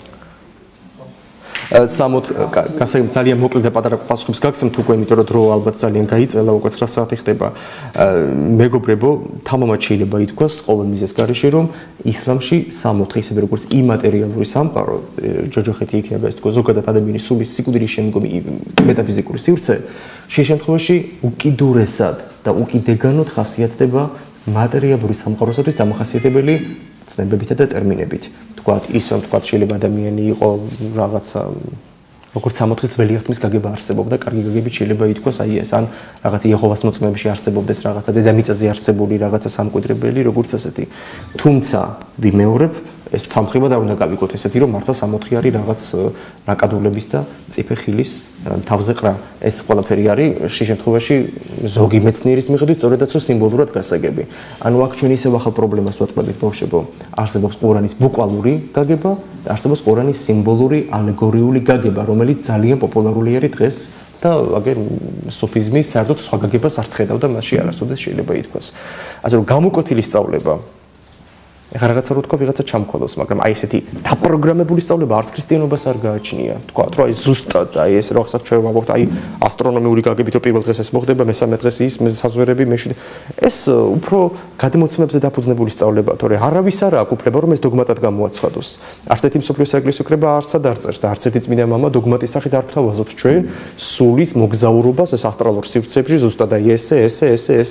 აი მე 40 დღეს ვიცით დროებითი სამყოფელი არის თქვა ადამიანის სულისთვის, ვიდრე საშინელ სამსჯავროდან, როცა მოხდება სულის ხეულში დაბრუნება და მისი თქვა აღდგომა როგორც აბსოლუტურად ჩვენი ძირითადი მოლოდინი რაც არის, ხო?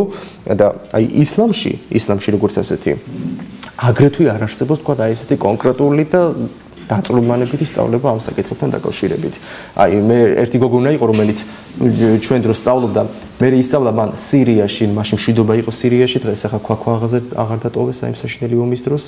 სირიაში იგი სწავლობდა ალეპოს უნივერსიტეტში და მას ჰქონდა დაწერილი სწორედ აი ეს უცნაური თემა. ქალის სულის სიკვდილის შემდგომ, ანუ განსაკუთრებით ქალი არ მარტო აქ იჩაგრებაო, ამაზე ჰქონდა ეს საკონფერენციო თემა, იქაც იჩაგრებაო, ანუ განსაკუთრებით სრულიად უგულებელყოფილია, რომ ქალის სულის მდგომარეობაო და მან მოიყვანა შესაბამისი არგუმენტები არაბულ ენაზე არსებული მუსლიმი თეოლოგების ნაწერებიდან. გერგით.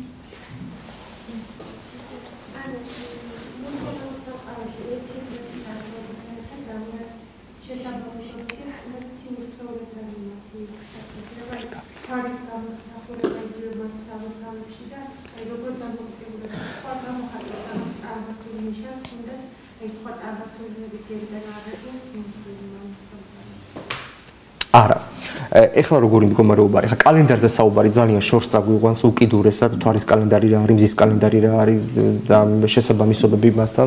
ერთს ვიტყვი მარტო უბრალოდ რომ საერთაშორისო აღრიცხვებისათვის გამოიყენება ჩვეულებრივად იულიუსის კალენდარი, თქვა და თუ ისინი შიდა ისლამურ სამყაროში მოქმედებენ, ყოველ მიზეზის გარეშე იქნება აღნიშნული, თქვა ჰიჯრის კალენდარი, რომელიც თქვა მომდინარეობს მუჰამედის მექიდან მედინაში გაქცევასთან დაკავშირებით. რაც შეეხება აი ამ სიმბოლოებს ბავშვებო, ნახევარმთვარე იქნება ეს თუ ვარსკვლავის გამოსახულება თუ ყველაფერი, ჩვენ საერთოდ უნდა დავინახოთ ასეთი რამე, რომ რელიგიებს შორის სიმბოლოებს ძალიან დიდი და მდიდარი დატვირთვა გააჩნია. არა მარტო ისლამში, არამედ რა თქმა უნდა იგივე ქრისტიანობაში, სხვა რელიგიებზე აღარ არის უკვე საერთოდ საუბარი. სიმბოლოს უდიდესი მნიშვნელობა ენიჭება და სიმბოლო სწორედ იმიტომ არის გოგონა სიმბოლო მატერიალური სამყაროდან არის აღებული. თუ ეს სიმბოლო როგორც ასეთი ფენომენი აგრეთვე არამატერიალური იქნება, მე კიდევ უფრო მეტად ვერ მივხვდები იმ არამატერიალურს, რასაც შემიგონება სიმბოლოს საშუალებით უნდა მოხდეს. ამიტომ მაგალითად სიტყვაზე თუ მაგალითად უსასრულო სინათლეს მე მზის სიმბოლოთი უნდა მივხვდე, მზე მეხმარება, აი მზე როგორი სინათლეც არის, თურმე ესეთი სინათლე არის თქვა იმ ქვეყანაზე, მაგრამ თუ იმ ქვეყნიური სინათლის გადმოსაცემად მე კიდევ არა თქვა მზის ან თქვა თუნდაც ელექტროენერგიის შუქს, არამედ რაღაცა სხვა ჩვენთვის უხილავ მომენტს მივმართავ, კიდევ უფრო გავაბუნდოვანებ როგორც ასეთი საკითხი. ამაზე მეცნიერთა შორის არსებობს აზრთა სხვადასხვაობა. ჩვენ ვაწყდებით ახალ პრობლემას, რაც თქვენ თქვით, ისლამური ხელოვნების საკითხები. კლასიკურმა ისლამმა აკრძალა ადამიანის გამოსახულებები როგორც ასეთი, ისევე როგორც საერთოდ ცხოველთა და ფრინველთა გამოსახულებები. ამიტომ ისლამურ ხელოვნებაში, ადრეული მეჩეთების არქიტექტურაში და მათში და მოხატულებაში განსაკუთრებული ყურადღება მიექცა სწორედ რას? გრაფიკულ გამოსახულებებს, ეს ცნობილი არაბესკები რაც არის, ორნამენტები, ანუ უფრო მეტად თქვა გეომეტრიული ფიგურებისა და კომბინაციებისაგან შემდგარ ესთეტიკურ მომენტებს, ვიდრე თქვა ცხოველთა ან თუნდაც ადამიანთა სამყაროდან აღებულ ადამიანებს. მხოლოდ მოგვიანებით, ისე როგორც დღეს, ნელ-ნელა ეტაპობრივად დამკვიდრდა თქვა ადამიანის გამოსახულებები. ისინი მეჩეთში არსად არ გამოისახებიან, მაგრამ როგორც ესეთი ხატვა, აი ხატვის ფენომენი. აი ხლა მიდგომა სხვადასხვა კლასიკური ისლამი თქვა კრძალავს, ხო, მაგრამ ხატვაზე ბავშვები დაყავთ, ეხა ბუნებრივია, ეხა იგივე ირანშიც და იგივე პაკისტანშიც, სიტყვაზე ვამბობ, ანუ ფუნდამენტური ისლამურ ქვეყნებშიც, აღარაფერს ვამბობთ ეხა სხვა ქვეყნებზე, ხო, როგორც ასეთი, მაგრამ თუ ვინმე ცდილობს რომ მოქცეს ისლამური საზოგადოების ისეთი მოდელი, სადაც შარიათის კანონები უმკაცრესად იქნება გატარებული, თქვათ თვითმარქვია ისლამისტური სახელმწიფო, რასაც აკეთებს ლევანტში დღეს, ჩრდილოეთ ერაყში, თქვათ ავღანეთში, რაც თალიბანების ოცნება არის დიდი ხანია უკვე, ისინი რა თქმა უნდა თავიანთ ბავშვებს ყურებს აახლეჩენ და ხელებს მოამტვრევენ, ვიდრე ისინი თქვათ ხატვაზე მივლენ და იმ ხატვის მასწავლებლად საერთოდ მოკლავენ. ანუ ხატვა როგორც ასეთი ხელოვნების ნიმუში, მაგალითად მოყავს თქვათ არ იარსებებს იქ. თუ მათ გაიმარჯვეს თქვათ იმ სივრცეში, საუკუნეები ისე გავა, რომ არასოდეს არც ხატვარი დაიბადება, თუ დაიბადა ის ნიჭი მასში არასოდეს განვითარდება. არაფერი არ დაიხატება არასოდეს. გესმით ხო რას ვამბობ? ამიტომ ვამბობ უბრალოდ რომ ჩვენ საერთოდ უნდა დავინახოთ რომ სიმბოლოს გარეშე რელიგია არ არსებობს.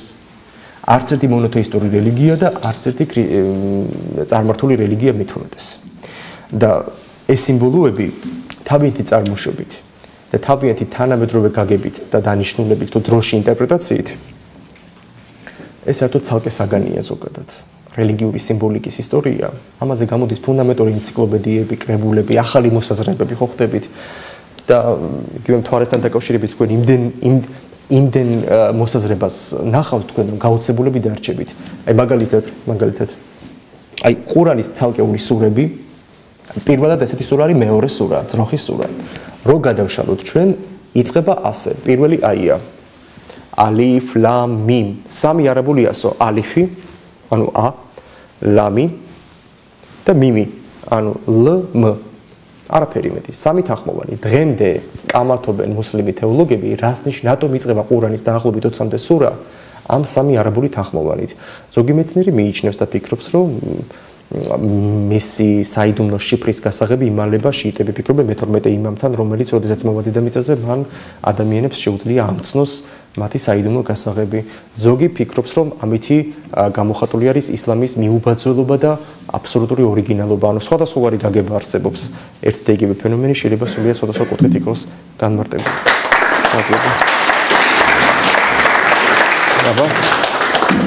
მე მინდა რომ წარმატება ვუსურვო დავითიანს ამ საინტერესო პროექტში. გისურვებთ საინტერესო თეოლოგებთან და სასულიერო პირებთან შეხვედრას და უფრო მეტად თამამები იყავით შეკითხვების დასმაში. ნუ გერიდებათ. მადლობა უთარი.